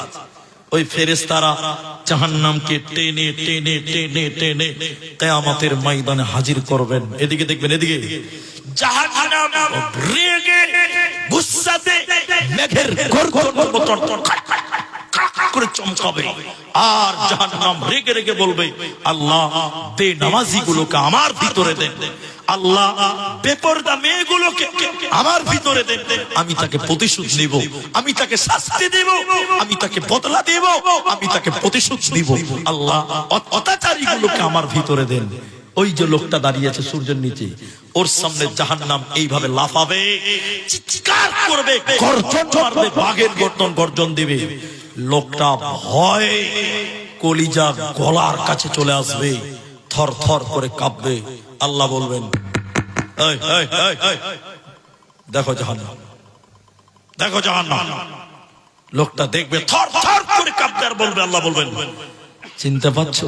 আল্লাহ বলবেন এই এই এই চিনতে পারছো? চিনতে পারছো? কোরআন আল্লাহ বলছেন হাযিহি জাহান্নামুল্লাতী কুনতুম তুআদুন। সূরা ইয়াসিন আল্লাহ বলছেন এটাই সেই জাহান্নাম, এটাই সেই জাহান্নাম, এটাই সেই জাহান্নাম যেই জাহান্নামের ব্যাপারে দুনিয়াতে মুলবিরা তোমাদেরকে সাবধান করেছিল। তোমরা দুনিয়াতে বলেছিলে মরার পর কিচ্ছু হবে, এটাই সেই জাহান্নাম। রেডি হও, তৈরি হও, এই জাহান্নাম তোমাদের খালিদিনা ফিহা, চিরকাল সেখানে তোমরা বাস করবে। আজকে তোমরা জাহান্নাম থেকে পালাতে বলুন পারবে না। এই জন্য আল্লাহ বলছেন যদি মুক্তা কি হবে, ওই পরকালের উপরে তোমরা ঈমান আনো। পরকাল কোরআনে বারবার বারবার ঈমানের পরে আখিরাতের কথা বলেছে। আল্লাহকে ভয় করো কেন? আল্লাহ বলেন ইন্না জালজালাতাস সাআ, কিয়ামত সম্পর্কে তোমরা আল্লাহকে ভয় করো। আখিরাত দুনিয়া ধ্বংস হবে, পৃথিবী ধ্বংস হবে, পরকালে তোমাদের যেতে হবে। ওই পরকালকে স্মরণ করে তোমরা আল্লাহকে ভয় করো। আমার আল্লাহ বলেন যদি তোমরা মুত্তাকি হবে রে, এক নাম্বার নামাজ কায়েম করো, এক নাম্বার গুণ হবে তোমরা আল্লাহর প্রতি ঈমান আনো, দ্বিতীয় নম্বর তোমাদের গুণ হলো অবিল ইয়াউমিল আখিরে, পরকালের উপরে তোমরা ঈমান আনো। মরণ কি তোর স্মরণ হলো না মুমিন ভাই, মরণ কি তোর স্মরণ হলো না? টাকা পয়সা জমিদারি পরে রবে দালান বাড়ি, আখিরাতের চিন্তা করলে না মুমিন ভাই, মরণ কি তোর স্মরণ হলো না? করলি না তুই নামাজ রোজা, হলো রে তোর পাপের বোঝা, আখিরাতে চিন্তা করলে না মুমিন ভাই, মরণ কি তোর স্মরণ হলো না? অতি মরণকে স্মরণ করো, আখিরাতের প্রতি তোমরা ঈমান আনো। তাহলে কটা ঈমান হলো ভাই? ঘুমিয়ে গেছে নাকি? দুটা হলো। কটা হলো? সবাই বলুন কটা? একটা আল্লাহর উপরে ঈমান, দ্বিতীয় নম্বর আখিরাতের উপরে, তিন নাম্বারটা 5-7 মিনিট লাগবে, ভয় করবেন না। তিন নাম্বার আল্লাহ বলেন যদি তোমরা মুত্তাকি হবে, শুনে নাও, ওয়াল মালাইকা, আমার ফেরেশতাদের উপরে ঈমান। ফেরেশতা দেখেছেন আপনারা? কেউ দেখেছেন? জি, ফেরেশতা দেখেছেন? কেউ দেখেননি? এখন দেখাবো ফেরেশতা। এদিকে আছে, আমার দিকে দেখেন। আল্লাহ রসুলের সঙ্গে আলেমরা আছে, এদিকে দেখেন। আল্লাহ রসুল মসজিদে বসে আছেন, একটা লোক সাদা কাপড় পরে আছে, মানে পাঞ্জাবি ধরেন, যাই হোক পরে আছে, সাদা পোশাক। আল্লাহ রসুলের হাঁটুর কাছে হাঁটু লাগিয়েছে বসলেন, একদম হাঁটুর সঙ্গে হাঁটু। সাহাবীরাও আছে, এসে বলছেন, আমি পরিপূর্ণ বলছি না, একটু টাচ দিব, লম্বা কথা। আল্লাহ নবী ঈমান সম্পর্কে বলুন, ঈমান কি বলুন। আল্লাহ রাসূল বলছেন ঈমান এটা এটা এমন এমন এমন। তখন লোকটা বলছেন যে আপনি ঠিকই বলেছেন। যে আপনি ঠিকই বলেছেন তার মানে জানেন? তার মানে উত্তর তার জানা আছে। উত্তর না জানলে বলতে পারে যে আপনি ঠিক বলেছেন, ঠিক না ভুল জানে, বলছে আপনি ঠিকই বলেছেন। আল্লাহ নবী ইসলাম সম্পর্কে বলুন, ইসলাম, ইসলাম কি জিনিস বলুন। এটা এইরকম এরকম সেরকম, এটা হলো ইসলাম। আল্লাহ লোকটা আবার বলছে আপনি ঠিকই বলেছেন, তার মানে এটার উত্তর তার জানা। অনেক লম্বা কথা আমি বলছি না। পরে লোকটা চলে গেল। আল্লাহ রাসূল বলছেন এই তোমরা কে চিনো? কে তোমরা কে চিনো? এটা কে? বলছে না, দেখা দেখা তো লাগে না, এটাই হলো জিবরাইল। বলুন সুবহানাল্লাহ। আরেকটা দেখাবো, ছোট্ট করে দেখাচ্ছি। টাক বুঝেন? টাক, টাক বুঝেন না আপনারা ভাই? বেল, বেল বুঝেন? বেল। টাকলা বুঝেন? টাকলা। এবার বুঝেছে এদিকার লোক, মানে ভালোতে বুঝবে না। শুনেন এদিকে, শুনেন। তাহলে একটা মজার কথা বলি। একটা বাচ্চা ছেলে ওর মায়ের কোলে আছে, তো ওর মা বাসে উঠেছে, সিট পাইনি, সিটটা পাইনি। তো এটা আমি বলবি বাসে সিটে বসে আছে, ওই মেয়েটা ওর বাচ্চাকে নিয়ে আমার সিটের পাঞ্জরে দাঁড়িয়ে আছে। আমি যে বসে আছি, যে সিটে বসে আছে, ওই লোকের মাথাতে কোনো চুল নাই। কি নাই বললাম? টাকলা। বুঝলেন? এবার বাচ্চা ছেলে সিটের পাঞ্জরে মায়ের কোলে বসে আছে। তো বাচ্চা ছেলে কত বদমাস, ওর মায়ের কোল থেকে ওর পাটা নিয়ে যে ওই লোকটা টাকলাতে এরকম ঘষছে, পাখানটা ঘষছে, আর বলছে মাকে দেখ লোকটা কেমন করে চুল কেটেছে, সব দিকে রেখেছে, মাঝখানে কেটে দেয়, এরকম পাটা ঘষছে। তো লোকটা বলছে মেয়ে, লোকটা বাচ্চা ছেলে উকি বুঝু না মালক ফেরেশতা। ফের খানিকক্ষণ পর বাসটা চলছে, তো বাচ্চা ছেলে কত বদমাস, আর মায়ের কুলে বৈশা বৈশা পা খানটা নিয়ে যায়, ওই লোকের একদম টাকলাতে হাই স্কুলের মাঠের ঘোষার বলছে মাকে দেখ লোকটা কেমন করে চুল কেটেছে। তো এই হলো টাকলা। আচ্ছা, মাঝখানে এটা বললাম কেন? এটা একটা কারণ আছে। কারণ কি? একটা লোক চুল নাই, তো ওই লোকের কাছে একদিন ফেরেশতা এসে বলছেন তুমি কি চাও? তুমি যা চাইবে তাই পাবে। এবার লোকটা বলছে যে আমার মাথাতে একদম হাই স্কুলের ফিল্ড হয়ে গেছে, কোনো চুল টুল নাই, তো আমাকে যদি আল্লাহ চুল দেয় তো খুব ভালো, আলহামদুলিল্লাহ। তো বলছে ঠিক আছে আমিন, ওকে চুল দিয়ে দেওয়া হলো। ওর মাথায় ভর্তি চুল হয়ে গেল। একবার বলুন সুবহানাল্লাহ। এরা কথা বুঝে না বাংলা। তো চুল হয়ে তারপর তুমি কি চাও বলো? কইছে যদি গাভী উটনি যদি হয় তো খুব ভালো হয়। ঠিক আছে তাই দেওয়া হয়। আমি টাইম পাবো না, অত বড় করে বলছি না, শর্ট বলছি, একে তাই দেওয়া হয়। আরেকটা লোক চর্মরোগ বুঝেন তো, স্কিনের প্রবলেম। এই লোকের কাছে জিবরাইল এসে বলছে আপনি কি চান? বলে আমি চাই আমার স্কিনের রোগটা যেন ভালো হয়ে যায়। ঠিক আছে, ওকে ভালো করে দেওয়া হবে, হাদিস ভালো হয়ে গেল। আর কি চান? বলছে আমি গরু, গাভী গরু চাই বা বাচ্চা চাই, তাকেও তাই দেওয়া হয়।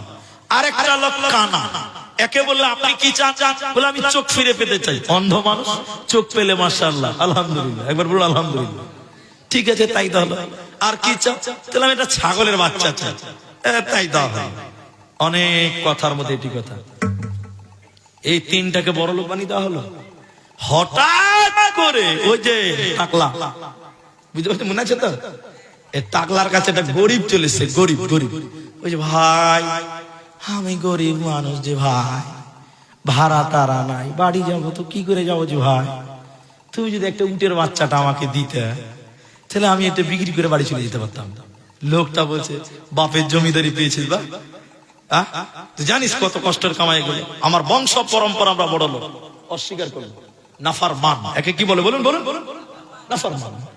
দিল না, পরে চলে গেল ওই যে স্কিনওয়ালা চর্মরোগ, একে বলছে ভাই তোমার তো অনেক গরুর বাচ্চা আছে, তো ভাই আমি গরিব মানুষ, তুমি একটা যদি আমাকে বাছুর দিতে, বাছুর বুঝেন তো আপনারা, বাছুর দিতেন, তাহলে আমি ভাই বাড়ি চলে যেতে পারতাম। ও বলছে আমার বাছুর তোকে দিব মানে, কত কষ্টের কামাই তুই জানিস, চল হবে না। দুজন হলো, কানার কাছে গেছে, কানাকে দিয়ে বলছে ভাই তুমি যদি একটা ছাগলের বাচ্চা আমাকে দিতে, আমি লম্বা কথা ছোট করে বললাম, এই তুমি যেটা ছাগলের বাচ্চা দিতে, তা আমি খুব ভালোভাবে বাড়ি যেতে পারতাম। কানা বলছেন, এবার ভালো হয়ে গেছে, কানা বলছেন ভাই তোমার জয়টা বাচ্চা ইচ্ছা তয়টা বাচ্চা তুমি নিয়ে নাও, আমি গরিব মানুষ ছিলাম, আল্লাহ আমাকে বড় লোক বানিয়েছে, আমি তো আল্লাহ শুকরিয়া আদায় করে পারি না, আল্লাহ তোমাকে আমাকে পাঠিয়েছে, তোমাকে আমার কাছে পাঠিয়েছে, ভাই তোমার যা দরকার তাই নিয়ে চলে যাও। লোকটা বলছে ভাই আমার কোনো কিছুর অভাব নাই, আমি জিবরাইল, আমাকে আল্লাহ পরীক্ষা করার জন্য পাঠিয়েছে, ওরা 3 জন ফেল আর ওরা 2 জন ফেল, তুমি হয়ে গেলে 5, ওদেরকে আবার টাকলা বানানো হলো, ওদেরকে আবার চর্মরোগে বানিয়ে দেওয়া হলো, একে আরো বড় লোক বানিয়ে দেওয়া হলো। বলুন সুবহানাল্লাহ। তাহলে এবার বলুন ফেরেশতা সত্য না মিথ্যা? এত আসতে বলছে সত্য না মিথ্যা গো? আচ্ছা আরেকটা বলবো, রাগ করবেন না, শিয়া নাম শুনেছেন? শিয়া নাম শুনেছেন তো? আজানে কি বলেন আপনারা? আশহাদু আন্না মুহাম্মাদার রাসূলুল্লাহ বলেন না? শিয়ারা এটা বলে না, কি বলে জানেন? আমি নিজের কানে শুনেছি, আপনাকে অ্যাড্রেস দিব আপনাকে। শিয়ারা বলছে, এদিকে দেখেন, কোনদিন শুনেননি মনে হয়, আজানটা শুনুন। আশহাদু আন্না আলিয়্যুন নাবিয়্যুল্লাহ।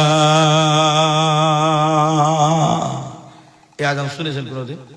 কোনদিন শুনেননি? আমি 2-3 শুনেছি। মুর্শিদাবাদের হাজারদুয়ারি, ওই যে গিয়েছেন হয়তো, হাজারদুয়ারির পাশে একটা মাদ্রাসা আছে, রঞ্জিত পাড়া মাদ্রাসা, আমি 2 বার বক্তা ছিলাম।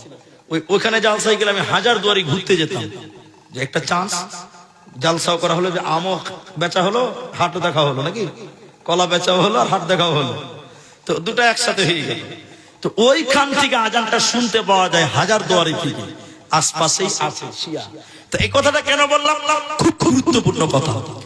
আমরা বলি আমাদের শেষ নবী, সবাই আমার সঙ্গে বলুন, নবী মুহাম্মদুর রাসূলুল্লাহ। শিয়ারা বলছে না না, কোরআন দেন, কোরআন দেন।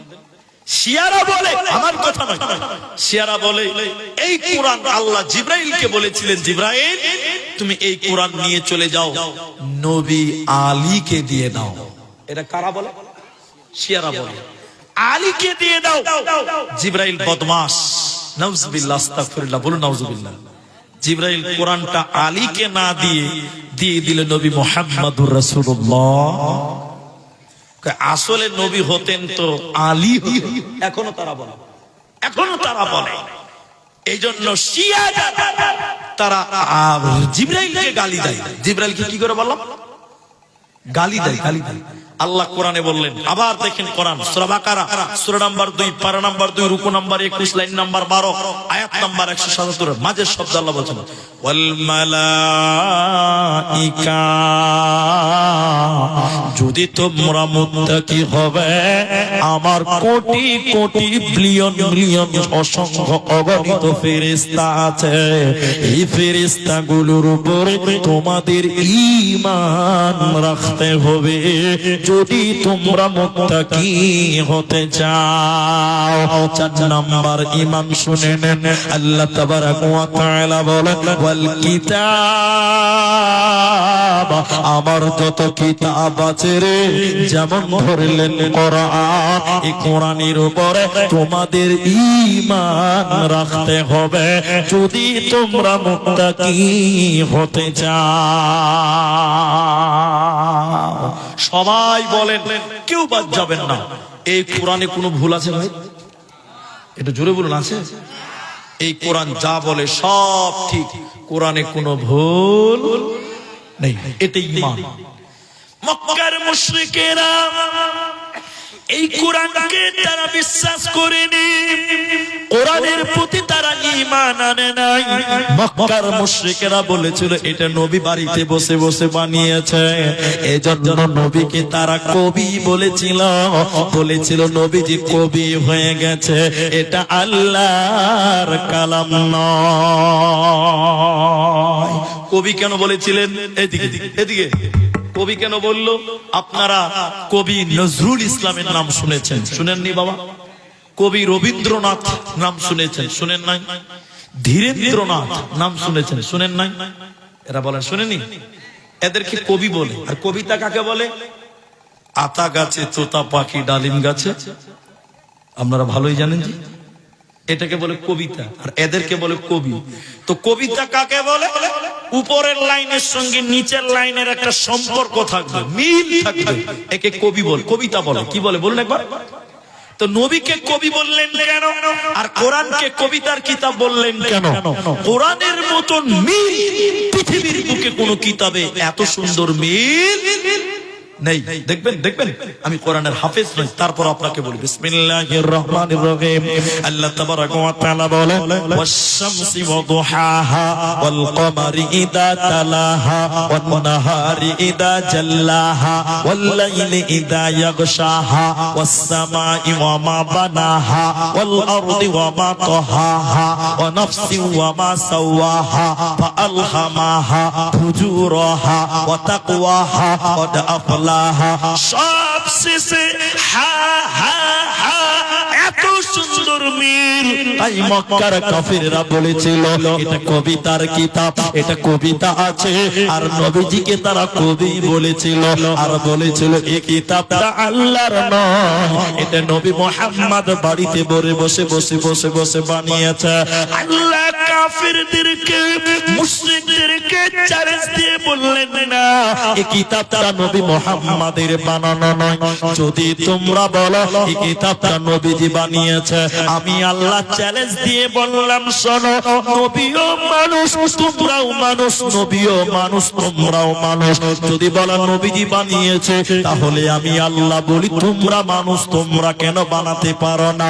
ওয়া ইন কুনতুম ফী রাইবিম মিম্মা নাযালনা আলা আবদিনা ফাতু বিসূরাতিন মিন মিথলিহি ওয়াদউ শুহাদা। আল্লাহ বলেন যদি বলো নবীজি বানিয়েছে, আমি আল্লাহ বলি তাহলে তোমরাও এই কিতাবের মতন একটা কিতাব বানাও। 114টা সূরা বানাতে হবে না, 30 পারা বানাতে হবে না, একটা সূরা বানিয়ে দেখাও, একটা আয়াত তোমরা বানিয়ে দেখাও। ইন কুনতুম সাদিকিন, যদি তোমরা প্রকৃত সত্য হয়ে থাকো। পৃথিবীর কেউ কোরআন বানাতে পারেনি, ভবিষ্যতেও কেউ পারবে না। আল্লাহ তাবারাকা ওয়া তাআলা বলেন 4 নাম্বার, যদি তোমরা মুত্তাকি হতে চাও, ওয়াল কিতাব, আমার কিতাবগুলির উপরে, আসমানি গ্রন্থগুলোর উপরে তোমাদের ঈমান রাখতে হবে। নারায়ে তাকবীর। তাহলে কোরআনে কোনো সন্দেহ নেই। কোরআন সম্পর্কে আজকে বক্তব্য রাখলাম না। কোনদিন যদি আমার এলাকাতে আসি, ওই যে মাওলানা বললেন না, আমি খোরদহিল মাদ্রাসাতে 4 বার আসা হলো, 4 বার পর 4 বার। এই যে 16 তারিখে জালসা হলো, 16 তারিখে সৈয়দপুর মাদ্রাসায় 2 বার এসেছি, আপনাদের এলাকাতেও এসেছি। ওই যে আমপাড়া না কি আছে একটা, আমপাড়া ওই পুকুর পাড় মসজিদ আছে, ওখানেও জালসা করেছি। এখানে তারপরে ওই যে দক্ষিণ শামপুর ওখানে একটু মাদ্রাসা আছে না, ওই মাদ্রাসাতে এসে অনেক জায়গাতে এসেছি। তো আমি যদি এলাকাতে আবার কোনদিন আসি, সেদিন টোটাল বক্তব্যের বিষয় থাকবে শুধুমাত্র কোরআন। এটা একটা স্পেশাল বিষয় আছে, বললে আপনার ঈমান বাড়বে। কিন্তু আজকে আর টাইম নেব না। তাহলে 5টা ঈমানের ভিতরে কয়টা বলা হলো? সবাই বলে আলহামদুলিল্লাহ। 12টা 7-8 বাজে কেউ উঠবেন না ইনশাআল্লাহ। বলেন 5টা শুনবেন তো? 5ম নম্বর শুনেন, আল্লাহ তাবারাকা ওয়া তাআলা বলেন এক নম্বর আল্লাহর উপরে ঈমান, দ্বিতীয় নম্বর আখিরাতের উপরে ঈমান, তৃতীয় নম্বর আল মালাইকা ফেরেশতাদের উপরে ঈমান, চার নম্বর আল কিতাব তাওরাত ইনজিল জবুর, এক কথায় আসমানি কিতাবগুলির উপরে ঈমান। একের অধিক দ্বিবচন শব্দ বোঝা হয়। আর পাঁচ নম্বর আল্লাহ বলেন ওয়ান নবীয়্যিন, নবীদের উপরে ঈমান। তোমার মতন দয়ার নবী আর পাব না, তোমার মতন প্রিয় নবী আর পাব না, তোমার মতন দয়ার নবী আর পাব না, তোমার মতন প্রিয় নবী আর পাব না। দেখা দিও ও গো নবী, চুপে যায় না, তোমার মতন প্রিয় নবী আর পাব না, তোমার মতন প্রিয় রাসূল আর পাব না। নবীজি মোর বনে বনে চরাইতেন ছাগল, লোকে তারে দেখে বলতো নিহাত একটা পাগল। পাগল নয় গো পাগল নয়, প্রভুর প্রেমের দেওয়ানা, তোমার মতন প্রিয় নবী আর পাব না, তোমার মতন দয়াল নবী আর পাব না। আল্লাহ পাঁচ নাম্বার বলে ওয়ান নবীয়্যিন, নবীদের উপরে ঈমান। এইটি যেটি কথা এখন বলবো, আপনারা আমার দিকে তাকাবেন, যেটা জিজ্ঞাসা করব উত্তর দিবেন, আপনাকে খুবই ভালো লাগবে, এটা বিশ্বাস করেন। আমরা নবীকে যতটা ভালোবাসি তার চাইতে সাহাবীরা বেশি ভালোবাসতেন। এতে সন্দেহ আছে কারো? কারো সন্দেহ আছে? আমাদের চাইতেও আপনার চাইতেও সাহাবীরা নবীকে বেশি মহব্বত করতেন। তা আল্লাহ পাঁচ নাম্বার বললেন নবীদের উপর ঈমান। এটা কেমন একটু দেখবেন, একটু অটেনশন হন। আল্লাহর নবী মুহাম্মদ সাল্লাল্লাহু আলাইহি সাল্লাম মক্কা থেকে মদিনা গেছিলেন। কেন গেলেন? কাফেরদের অত্যাচার। আমি প্রথম গজলেই বলেছি ওটা। তাহলে যে রাত্রিতে চলে যান ওই রাত্রিতে নবীকে মারার করার কথা ছিল, কিন্তু আল্লাহ যদি বাঁচায় পৃথিবীর কেউ মারতে পারবে বলুন? নবীজি চলে যাচ্ছেন, খালি আমার কথাগুলো শুনবেন। আলীকে ডেকে বলছেন, ও মা বোন শোনেন, আলী আলী, আমার চাদরে, আমার বিছানায়, আমার খাটে, আমার ঘরে তুমি ঘুমাও। দ্বিতীয় কথা শোনেন, দ্বিতীয় নম্বর, এটি এতিমের মাল, বিধবার মাল, গরিবের মাল, এগুলো ফকিরদের মাল। এই মালগুলো তুমি কালকে সকালে গরিবদেরটা গরিবদের, মিসকিনদেরটা মিসকিনদের, অভাবীদেরটা অভাবীদেরকে দিয়ে দিবে। কটা কথা বলা হলো? এরা বলে না একটা দুটা হলো, একটা ঘরে ঘুমাও আর একটা মাল বন্টন করো, এটা দুটা দায়িত্ব দেওয়া হলো, আদেশ দুটা হলো। তিন নাম্বারটা শুনেন, এরপর তুমি মদিনা আসবে, তোমার সঙ্গে আমার মদিনায় দেখা হবে। তাহলে টোটাল আদেশ কটা? তিনটি। আচ্ছা, যে ঘরে নবীজি ঘুমাতেন ওই ঘরে তালা চাবি ছিল? এরা বলে না কথা। তালা চাবি ছিল? ওই জামানায় তালা ছিল না। আপনাদের মতন ইটের দালান বাড়ি ছিল না, যেমন তেমন মাটি খেজুর পাতা টাতা দিয়ে ঘর। আচ্ছা, নবী আলীকে শুইয়ে দিয়ে চলে গেলেন। খুব ভালো করে বুঝেন, সূক্ষ্মভাবে বুঝেন। বাকি রাত্রি কি হলো মক্কাতে এটা কিন্তু নবী জানতে পারবে না। পারবে? কে জানবে বলুন তো? আলী জানবে, যে থাকবে ওই তো জানবে। এবার আমার দিকে দেখেন ভাই, আসতে পরে কথা বলবো, আমার দিকে দেখেন। এবার আল্লাহর নবী চলে গেলেন, আবু বকর চলে গেলেন। বাকি রাতে মক্কায় কি ঘটলো এটা আলীও জানবে না, নবীও, এরা বলে না, জানবে না। আপনারা কথা বলবেন। এরা মদিনা গিয়ে খালি অপেক্ষা করছে যে আলী আসবে তো জিজ্ঞাসা করবো যে কি হয়েছিল কি হয়েছিল কি হয়েছিল। বেশ কিছুদিন পর হযরত আলী মদিনা চলে গেলেন। সাহাবীরা ঘিরে ধরে বললেন, ওই রাত্রিতে কি হয়েছিল যে রাত্রিতে নবীজি পালিয়ে এসেছিল, তুমি নবীর ঘরে ছিলা, ওই রাত্রিতে কি হয়েছিল মক্কাতে, কয়টা মার্ডার হয়েছিল বলো, তুমি যেহেতু রাসূলের ঘরে ছিলা। হযরত আলী বলছেন, আমার দিকে দেখেন। হযরত আলী বলছে, ভাই ঘুমিয়ে গেছিলাম যে ভাই, কিচ্ছু জানি না। বিশ্বাস হবে ভাই? এরা বলে না বিশ্বাস হবে? ওই লোককে মারবার লিয়ে গোটা এলাকার লোক খেপে গেছে। ওর ঘরে যদি আপনাকে ঘুমাতে দিই, তালা নাই, চাবি নাই, ইট নাই, গ্রিল নাই, ওই রকম লোকের ঘরে ঘুম হবে? এরা বলে না এটা ইন্দুর যদি লাফিয়ে যেত 3 গ্লাস পানি হবে। ভয় কি মনে বম টম মারলো নাকি কি হবে? ভয় হবে কি হবে না? সাহাবীরা বিশ্বাস করছে না। ঘুমিয়ে গেছে না? কেমন করে ঘুম হয় তোমার? তোমার ভয় লাগেনি? কি করে ঘুমালে? রাসূলের প্রতি ঈমান দেখেন। এবার আলী বলছেন, নবী আমাকে বলেছিলেন, আলী রে তুমি আমার ঘরে, আমার খাটে, আমার চাদরে, আমার বিছানায় তুমি ঘুমিয়ে যাবে। নবীজি ঘুমাতে বলেছে, আমি ঘুমিয়ে গেছি। সুবহানাল্লাহ বলুন। দ্বিতীয় নম্বর, নবী বলেছিলেন, আলী রে এটা ইতিমের মাল, বিধবার মাল, গরিবের মাল, এই মালগুলো আগামী কালকে সকাল আজ জায়গায় জায়গায় পৌঁছে দেবে। আমি আলী নিশ্চিন্তে ঘুমালাম। নবী বলেছেন আগামীকাল সকাল, তার মানে হলো যতক্ষণ আগামীকাল সকাল না হবে আমি আলীকে কেউ মারতে পারবে না। সুবহানাল্লাহ। ঈমান দেখেন, নবীর প্রতি ঈমান। এরপরে নবী বলেছিলেন, আলী রে তুমি মদিনায় আসবে, তোমার সঙ্গে আমার মদিনায় দেখা হবে। আমি আলী আর নিশ্চিন্তে ঘুমিয়ে গেলাম। যতদিন মদিনায় না যাব ততদিন আমি আলীকে মারার মতন ক্ষমতা পৃথিবীর কারো হবে না। যেহেতু নবী বলেছেন তোমার সঙ্গে মদিনা দেখা হবে, নবীজির কথা মিথ্যা হতে পারে না, পারে না, পারে না। এ ছিল সাহাবীদের, নবীদের উপরে ঈমান।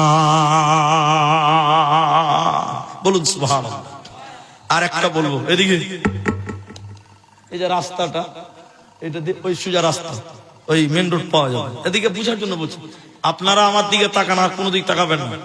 আল্লাহ রাসূল মনে করলেন পূর্ব উত্তর দিক থেকে দক্ষিণ দিকে যাচ্ছে, আর একটা লোক কাফের দক্ষিণ দিক থেকে উত্তর দিকে যাচ্ছে। বুঝাবার জন্য বলছি, কাফের যাচ্ছে একটা উট নিয়ে, উট উট উট উট বিক্রি করার জন্য। বুঝতে পারছেন কথা? আল্লাহ রাসূলের সঙ্গে রাস্তাতে মুখামুখি দেখা। আল্লাহ রাসূল বলছেন, কোথায় যাবে? কাফের বলছে, হুজুর বিক্রি করার জন্য যাও। আল্লাহ রাসূল বলছে, ক টাকা নিবি রে? বলছে, হুজুর 12 টাকা নিব। বুঝার জন্য বলছেন। আল্লাহ রাসূল বলছে, 10 টাকা দিব, দিবি? তো বলছে, ঠিক আছে, রাস্তায় যদি বিক্রি হয় তো হাটে আর দাঁড়াতে হলো না। আল্লাহ রাসূল বলছেন, চল বাড়ি চল, উটটা আমার বাড়িতে বেঁধে দিবি, টাকা নিয়ে ঘর ঘর। আচ্ছা আপনারা বলুন, লোকটা রাসূলের বাড়ি যাচ্ছে, দামদার হয়েছে কি হয়নি? বলুন সবাই, দামদার হয়নি গো? হয়ে গেছে। রাসূলের পেছন পেছন যাচ্ছে আর বাড়িতে। হঠাৎ করে ওই রাস্তায় একটা মুনাফিক চলে এসেছিল। কে এসেছিল বললাম? মুনাফিক এরকম উটওয়ালা কাফেরকে হোঁড়া মারছে। এ ভাই ক টাকা দাম হলো, ক টাকা দাম হলো? তো লোকটা কাফের বলছে যে 10 টাকা দাম হয়েছে ভাই। তোর মুনাফিক বলছে, মাত্র 10 টাকা ভাই, এর দাম তো 18 টাকা হতো। তখন এর মনে একটা খাটকা লাগবে। কি বলছে, লাগবে না? তাহলে আমার 8 টাকা লস। এর মানে একটা কনফিউশন তৈরি হবে কিনা? এবার কাফের খালি বলছে। আল্লাহ রাসূল বলছেন, কি হয়েছে রে? বলছে, হুজুর দামদারটা ঠিক করে নেওয়াই ভালো, বাড়িতে যে ঝামেলা না করাই ভালো। এই যে আপনারা বলুন দামদার হয়েছে হয়নি, ও তো বেঈমান, ও তো ঈমান না। তা আল্লাহ রাসূল বলছে, তোর সাথে যে দামদার হলো রে, না ও কথা বললে হবে না, আবার দামদার করতে হবে। আল্লাহ রাসূল বলছে, দামদার হয়েছে। কাফের বলছে, হয়নি।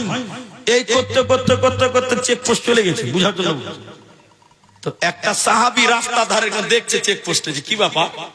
রাসূল বলছে দামদার হয়েছে, ও বলছে হয়নি। বাকি কিছু জানে না ওই লোকটা সাহাবী। অনেকক্ষণ কথা বলার পর উটওয়ালা কাফের বলছে, হুজুর আপনি যে বারবার বলছেন দামদার হয়েছে, তা আপনার কাছে কোনো সাক্ষী আছে? আচ্ছা আপনারা বলুন, রসুলের কাছে সাক্ষী আছে? নাই। যা, রসুল তো তাহলে মিথ্যাবাদী প্রমাণ হয়ে যাবে। এখনই যে রাস্তার ধারে সাহাবী আছে, ও সাক্ষীর কথা শুনে বুক উঁচা করে এসে বলছে আমি সাক্ষী আছি, উঠ ছাড় হচ্ছে চামড়া তুলে নিবে ভয়। উটওয়ালা তাড়াতাড়ি উঠ ছেড়ে দিয়েছে, টাকা দিয়েছে।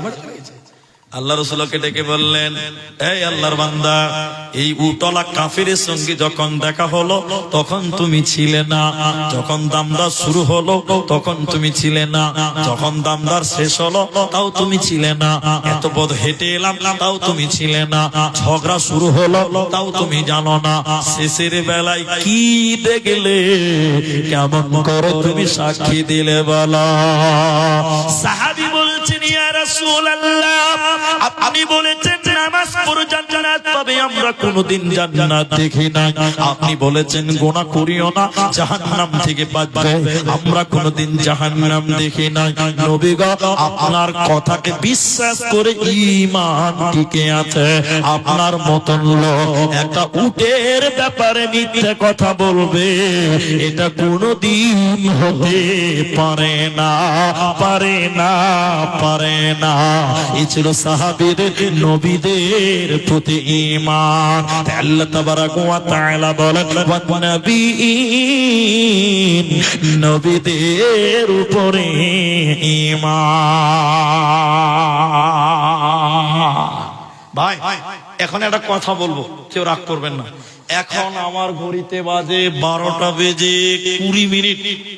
আপনাদেরকে আরো আধা ঘন্টা টাইম বসতে হবে। কারো অসুবিধা আছে? সবাই হাত তুলেন, সবাই হাত তুলেন। পুরুষ মানুষ, মেয়েদের হাত তুলতে হবে না। এই হাত নামাইছি কেন গো? 5G স্পিডে হাত নামছে। একবার বলুন নারায়ে তাকবীর। আধা ঘন্টা আগে উঠবো না বলুন ইনশাআল্লাহ। বাস না, ওইদিকের লোক ইনশাআল্লাহ বলছে না, ওরা পালাবে, বুঝতে পারছি। পালাবেন নাকি যে ভাই? আধা ঘন্টা আগে কে উঠবেন না বলুন ইনশাআল্লাহ। হ্যাঁ, শুধু শুধু পেশাব যার লাগবে সে উঠবে, বাকি কেউ উঠবে না। আরে বসেন বসেন বসেন। আমার ভাষা আপনি বুঝবেন না, গাজাল শুনবেন বলছি। শুধু পেশাব যারা করবেন তারা উঠবেন, বাকি কেউ উঠবেন না, ঠিক আছে ভাই? আধা ঘন্টা উঠবেন না। শুনেন তাহলে, দুটা সাহাবীর বললাম, একটা বেঈমানদের বলি, এটা মুনাফিকের বলি। দেখ, কবরস্থানে জালসা, ভাই আমি কিছু চাইবো, আপনারা কেউ উঠবেন না। আরেকবার বলুন ইনশাআল্লাহ। পানি দেন আমাকে, একটু পানি দেন ভাই। তো এটা মুনাফিক রাসূলকে কেমন ঈমান আনতেন। ওই লোকটা উঠছে কেন গো? পেশাব লেগেছে নাকি গো? হ্যাঁ, ভয়ে?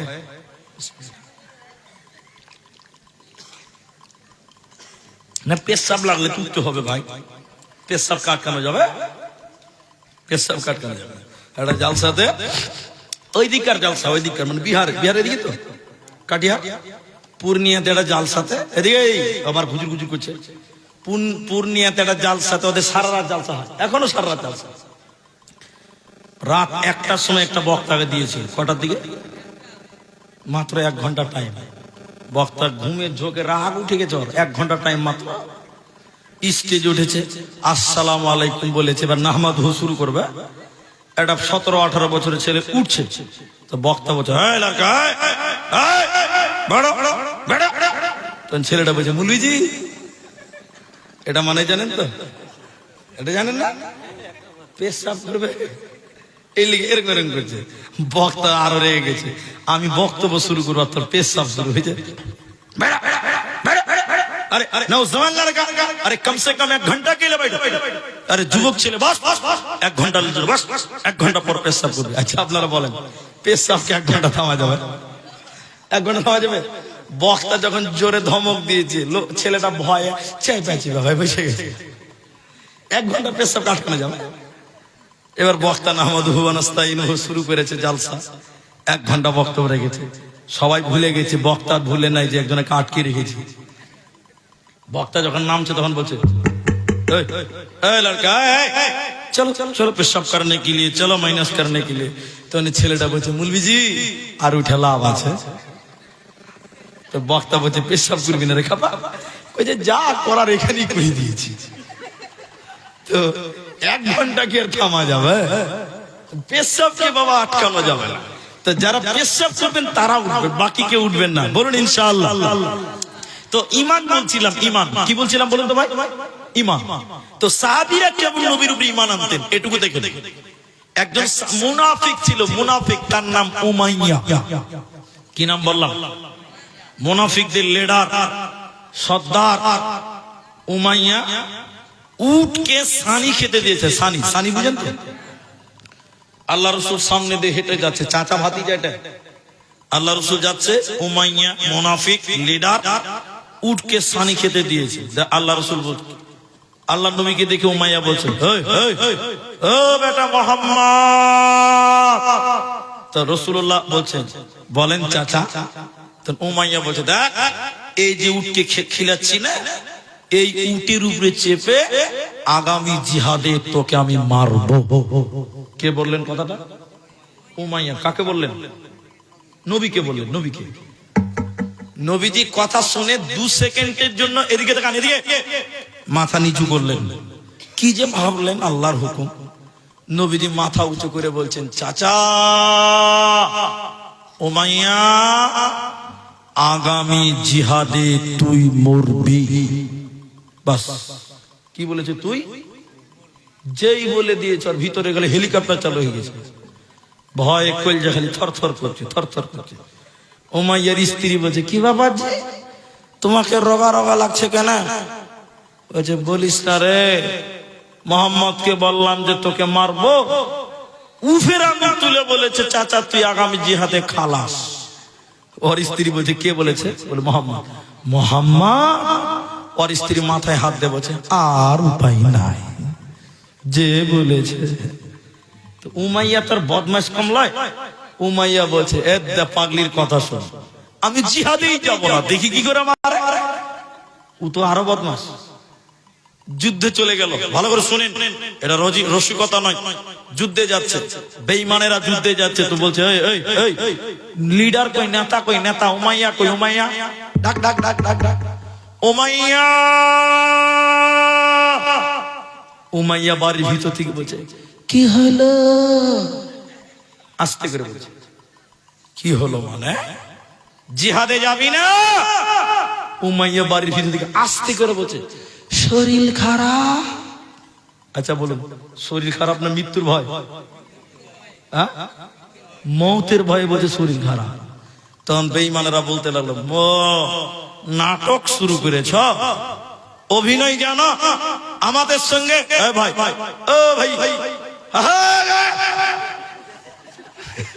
কোন লোক ভাই, টাকাই না পর্যন্ত দিকেছি।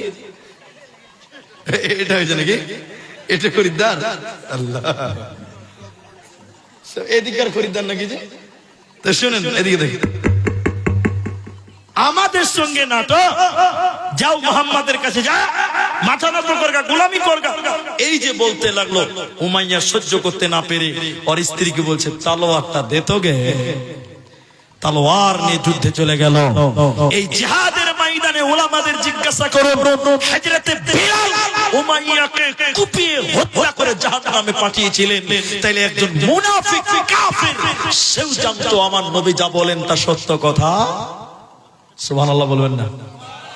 তাহলে মুনাফিক তারাও বিশ্বাস করতেন নবী সত্য, নবী যা বলেন তা সত্য। তাহলে ঈমান কয়টা হলো বাবা? 5টা। কে উঠবেন না? আধা ঘন্টা টাইম চেয়েছিলাম 20-তে। দেখেন এখন বাজে 27, এখন বাজে 28, 8 মিনিট হলো। আমার দিকে তাকান। আল্লাহ বলছেন, মান আমানা বিল্লাহ, আল্লাহর উপরে ঈমান, ও বিল ইয়াউমিল আখির, পরকালের উপরে ঈমান, ওয়াল মালাইকা, ফেরেশতাদের উপরে ঈমান, 4 নম্বর ওয়াল কিতাব, আসমানি কিতাবগুলির উপরে ঈমান, যেমন কোরআন। 5 নম্বর ওয়ান নবীন, নবীদের উপরে ঈমান। এটি ছিল ঈমান। এবার 5টা আমল বলবো, 5 মিনিট লাগবে, বেশিক্ষণ লাগবে না। 5টা আমল শুনে নেন। আল্লাহ বলেন, ওয়া আতাল মালা আলা হুব্বিহি যাবিল কুরবা ওয়াল ইয়াতামা ওয়াল মাসাকিন ওয়া আবনাস সাবিল। এক নাম্বার আল্লাহর মহব্বতে দান করো, নিকটাত্মীয়দেরকে দাও, ওয়াল ইয়াতামা ইয়াতীমদের দাও, ওয়াল মাসাকিন মিসকিনদেরকে দাও। দ্বিতীয় নম্বর আমল কি? ওয়া আকামাস সালাহ, তোমরা যদি মুত্তাকি হবে নামাজ কায়েম করবে। তিন নাম্বার ওয়া আতাজ যাকাত, যাকাত প্রদান করবে। চার নাম্বার ওয়াল মুফুনা বিআহদিহিম ইযা আহাদু, ওয়াদা চুক্তি ভঙ্গ করবে না। ওয়াদা করেছেন আধা ঘন্টা, এটা একটা ওয়াদা, ওয়াদা চুক্তি ভঙ্গ করবে না। তাহলে এক নাম্বার দান করো, দ্বিতীয় নম্বর নামাজ পড়ো, তৃতীয় নম্বর যাকাত দাও, চতুর্থ নম্বর ওয়াদা ঠিক করো, পাঁচ নাম্বার আল্লাহ তাবারাক ওয়া তাআলা বলেন ওয়াস-সাবিরিনা ফিল বাসাই ওয়াদ-দাররাই ওয়া হিনাল বা'স, বিপদে আপদে সুখে দুঃখে চড়াই উতরাই তোমরা ধৈর্য ধারণ করো। এই পাঁচটা 10টা একটু দেখেন। এক নাম্বার আল্লাহর উপরে ঈমান, দ্বিতীয় নম্বর আখিরাতের উপরে ঈমান, তৃতীয় নম্বর ফেরেশতাদের উপরে ঈমান, চতুর্থ নম্বর কোরআনের উপরে ঈমান, পঞ্চম নম্বর নবীদের উপরে ঈমান। এক নাম্বার আমল দান করা, দুই নাম্বার আমল হলো নামাজ কায়েম করা, তিন নাম্বার যাকাত প্রদান করা, চার নাম্বার ওয়াদা ঠিক রাখা, পাঁচ নাম্বার হলো ধৈর্য ধারণ করা। এই পাঁচটা 10টা যার ভিতরে এসে যাবে আমার আল্লাহ বলেন উলাইকাল্লাযীনা সাদাকু, এই লোকেরা হলো প্রকৃত সত্য, ওয়া উলাইকা হুমুল মুত্তাকুন, এরাই হলো প্রকৃত মুত্তাকি, এরাই হলো প্রকৃত মুত্তাকি। আর আমার আল্লাহ বলেন শোনো ইন্নালিল মুত্তাকিনা মাফাজা, নিশ্চয় মুত্তাকিরা বেঁচে গেছে, কোন চিন্তা নাই। ভাইয়া 20 মিনিট টাইম, একদম উঠবেন না। দেন এবার জালসার কাগজ দেন, জালসার কাগজ দেন, কে উঠবেন না। এইখানে যারা আছেন সবাইকে দেখতে পাচ্ছি, আমি আপনার ভাই, আমি আপনার ভাই। এটা বাহাদুর কবরস্থানের জালসা। ভাই এই গুজুর গুজুর করা ভালো নয়, আমার দিকে তাকান মা বোন, আপনারাও বসে এত সুন্দর বসে আছেন, একদম নড়চড় করবেন না। আমি পা ধরে বলি আমি আপনার ছেলের মতন ভাই, আমি আপনার বন্ধুর মতন, ভাইয়ের মতন, দাদার মতন, ছেলের মতন।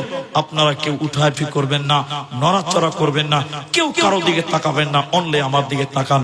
3টি প্রশ্ন করব, উত্তর দেবেন, উত্তর দেবেন, উত্তর দেবেন। আজ থেকে 100 বছর আগে কে বেঁচে ছিলেন? হাত তোলেন। 100 বছর আগে কে ছিলেন? হাত তোলেন। কেউ আছে? 100 বছর আগে কেউ ছিলেন এরকম কেউ আছে? নাই। 100 বছর পরে কে বাঁচবেন? হাত তোলেন। গ্যারান্টি দেন যে আমি 100 বছর পরেও বাঁচব। কেউ হাত তুলতে পারবেন? মুখ খুলে নেবেন, পারবেন? পারবেন না। দ্বিতীয় তৃতীয় কথা শোনেন, যেদিন পৃথিবীতে এসেছিলেন কিছু নিয়ে এসেছিলেন? টাকা পয়সা? একটু হ্যাঁ না বলুন। জমি জায়গা? না। যেদিন কবরে যাবেন সেদিন কিছু নিয়ে যেতে পারবেন? তাহলে কি হলো? ছিলাম না, থাকবো না, আনিনি, নিয়েও যাব না। এইটুকু টাইমকে বলা হয়েছে দুনিয়া, এইটুকু টাইমকে বলা হয় দুনিয়া। আমি খুব সূক্ষ্মভাবে কথা বলি, আমার দিকে তাকে নড়চড় করবেন না। তাহলে পৃথিবীতে এসেছিলেন ল্যাংটা, কিচ্ছু আনতে পারেন, আবার কবরে যাবেন খালি হাতে, কাফনের কাপড়ে কোনো পকেট থাকবে না যে একটা টাকার নোট আমি কবরে নিয়ে যেতে পারবো। পৃথিবীর কেউ নিয়ে যেতে পারবেন না। আজকে আপনি বাড়ি করেছেন, দালান বাড়ি, মার্বেল পাথর টাইলস করেছেন, একতলা, দুতলা, তিনতলা বাড়ি করেছেন। যেদিন কবরে যাবেন এই বাড়িতে আপনি থাকতে পারবেন? আপনাকে থাকতে হবে কবরে। কতদিন? কিয়ামত পর্যন্ত আপনাকে কবরে থাকতে হবে। তাহলে এই বাড়িতে যদি আপনি মরে যান, ছেলেরা বলবে মুলি সাহেব তাড়াতাড়ি জানাজা পড়িয়ে দাও, মেয়েরা বলবে আমার বাপের জানাজা করিয়ে দে, স্ত্রী বলবেন তাড়াতাড়ি ঘর থেকে বের করে নিয়ে যাও। তাহলে এই সোনার বাড়ি করেছেন, কষ্টের টাকার বাড়ি, এই বাড়িতে আপনি থাকতে পাবেন? সবাই বলুন। কবরে আপনাকে থাকতে হবে অনেক দিন, কিয়ামত পর্যন্ত। কত বছর, কত হাজার বছর বলা যাবে না। তাহলে ওখানে আপনাকে অনেক টাইম কাটাতে হবে। সেই কবরের বাড়িটার দরকার আপনার আমার আছে না নাই? বলুন বলুন, কার কার দরকার নাই? আছে না নাই? বলুন, আছে না নাই? আছে। তাহলে এই বাড়িতে আপনি থাকতে পারবেন না, কেউ উঠবেন না। এখানে যেটি মানুষ আছেন সেই কবরের জায়গার জন্য, সেই কবরটার জন্য, ওটাই আপনার আসল। এই বাড়িতে থাকতে পাবেন না, ওই বাড়িতে অনেক থাকতে হবে কিয়ামত পর্যন্ত। ওই বাড়ির জন্য আমি একজন একজন করে আমি হাত তুলতে বলছি, বাকি কেউ উঠবেন না। আপনি 1000 টাকা দিবেন, বসে থাকেন। আপনি 10 টাকা দিবেন, বসে থাকেন। 100 দিবেন, বসে থাকেন। উঠবেন না, উঠবেন না, উঠবেন না। জিনাকে আমি ডাকবো, তিনি শুধু উঠবেন। একজন মানুষ প্রথম নাম্বার হাত তুলে বলেন যে মাওলানা, কবরে আমাকে যেতেই হবে।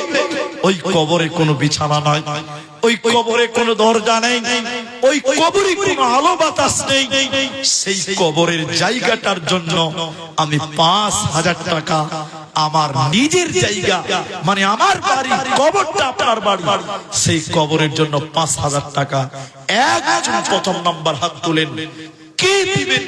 তিনি শুধু হাত তুলে বলেন, মাওলানা এই বাড়িতে আমি থাকতে পাবো না, এই বাড়িতে আমি থাকার নয়, এটা আমার বাড়ি নয়, আমাকে কবরে যেতে হবে, ওটাই আমার।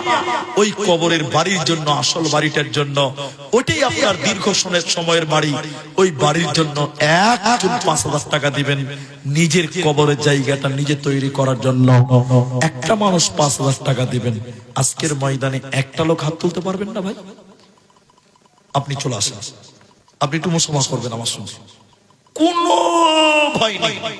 আপনি ভাববেন না যে হাত ধরে চেপে দিবেন, না, একদম জুলুম করবো না। আমি 5000 চেয়েছি, আপনি 5000 বলেছেন।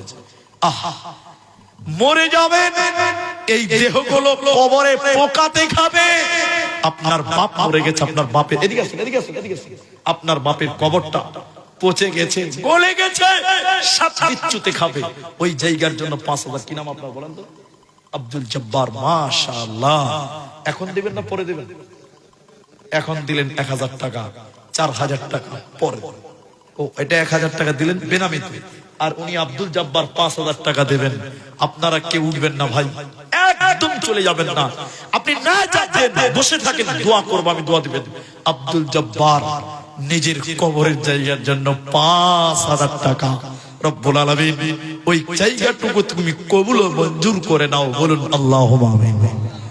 আল্লাহ মৃত্যুর পরে ওই কবরটাকে তুমি জান্নাতের টুকরা বানিয়ে দিও। বলুন আল্লাহুম্মা আমিন। আল্লাহ তার কবরে তুমি শান্তি বর্ষণ করিও। বলুন আল্লাহুম্মা আমিন। আল্লাহ 5000 টাকা বদৌলতে, কামাই রুজিতে তুমি বরকত দান করিও। জোরে বলুন আল্লাহুম্মা আমিন। ভাইজান আব্দুল জব্বার আর একটা দিয়েছে, ওটা আমি পরে বলবো। আমি এটা চাই না, 1000 টাকা চাই না, 5000 টাকা চেয়েছি। একজন দিলেন আব্দুল জব্বার। উনার মতো দ্বিতীয় নম্বরও বলুন, আপনারাই পারবেন 5000 টাকা। কবরটা আপনার আসল, অনেক টাইমের ব্যাপার, ওই জায়গায় থাকতে হবে। দ্বিতীয় নম্বর একটা লোক এই ময়দান থেকে 5000 টাকা দেখতে চায় আল্লাহর কোন বান্দা। 5000 টাকা এখন নাই, পরে দিবেন। শুধু নামটা বলেন যে মৌলভী সাহেব আমি দিলাম 5000 টাকা। আল্লাহ আপনার, আল্লাহ আপনাকে ভালো রাখবেন, সুস্থ রাখবেন, কামায় বরকত দেবেন। আচ্ছা, হাবিবুর রহমান অতিথি, তিনি 25 ব্যাগ সিমেন্ট মাটি এই কবরস্থানের জন্য দান করলেন। একবার তাকবীর দেন, নারায়ে তাকবীর। আল্লাহ তুমি তার কামাই রুজিতে বরকত দাও। বলুন আল্লাহুম্মা আমিন। আরে দোয়াতে আমিন বলুন, বলুন আল্লাহুম্মা আমিন। আল্লাহ তুমি তার দান কবুল করে মা বাপ যারা মারা গেছে তুমি তাদের কবরের শাস্তিকে মাফ করো। বলুন আল্লাহুম্মা আমিন। 5000 টাকা একটা লোক, আপনাদের আর কেউ পাবো না গো। কি নাম আপনাদের? জিজ্ঞাসা মুসলমান করুন, আমি মুসলমান করবো, খুব ভালোবাসি। আপনাদেরকে থামেন, একটু থামেন, এদিকে যে সামনে থেকে যেগুলো কি না, আপনার বাবা মারা গেছে, বেঁচে আছে, কি নাম আপনার? সাদ্দাম হোসেন। বাবা বেঁচে আছে, আরে যোগ্য বাপের যোগ্য বেটা। আল্লাহ তুমি তার আব্বার নেক হায়াত দারাজ করো, বলুন আল্লাহুম্মা আমিন। আল্লাহ তুমি ভাইয়ের কামায়ে তুমি বরকত দাও, বলুন আল্লাহুম্মা আমিন। 5000 টাকা আল্লাহুম্মা সাল্লি আলাইহি আল্লাহুম্মা বারিক আলাইহি। রব্বুল আলামিন আমার সাদ্দাম ভাইয়ের মনের মাকসাদকে তুমি পূরণ করো, আর একবার বলুন আল্লাহুম্মা আমিন। মা বোন, আপনাদের ভিতরে কেউ কি নেই 5000 টাকা একটা দেবেন? ও মা জননীরা, ও মা বোনেরা, মমতা ব্যানার্জি আপনাদেরকে লক্ষ্মীর ভান্ডার দিয়েছে, ওই লক্ষ্মীর ভান্ডারের 1000 টাকা করে আপনারা দিয়ে পাঠান। কিন্তু এদিকে তাকান, এদিকে ওইদিকে তাকাবেন না। 5000 টাকা দুইজন দিলেন। এ দেখেন মারানা বসে আছে, হাদিসের ভিতরে আছে ইন্নাল্লাহা বিত্রুন, নিশ্চয়ই আল্লাহ বেজোর। আল্লাহ জোড়া না বেজোড়া ভাই? বলে না কথা। ইহুব্বুল বিত্রা, নবী বলছেন আল্লাহ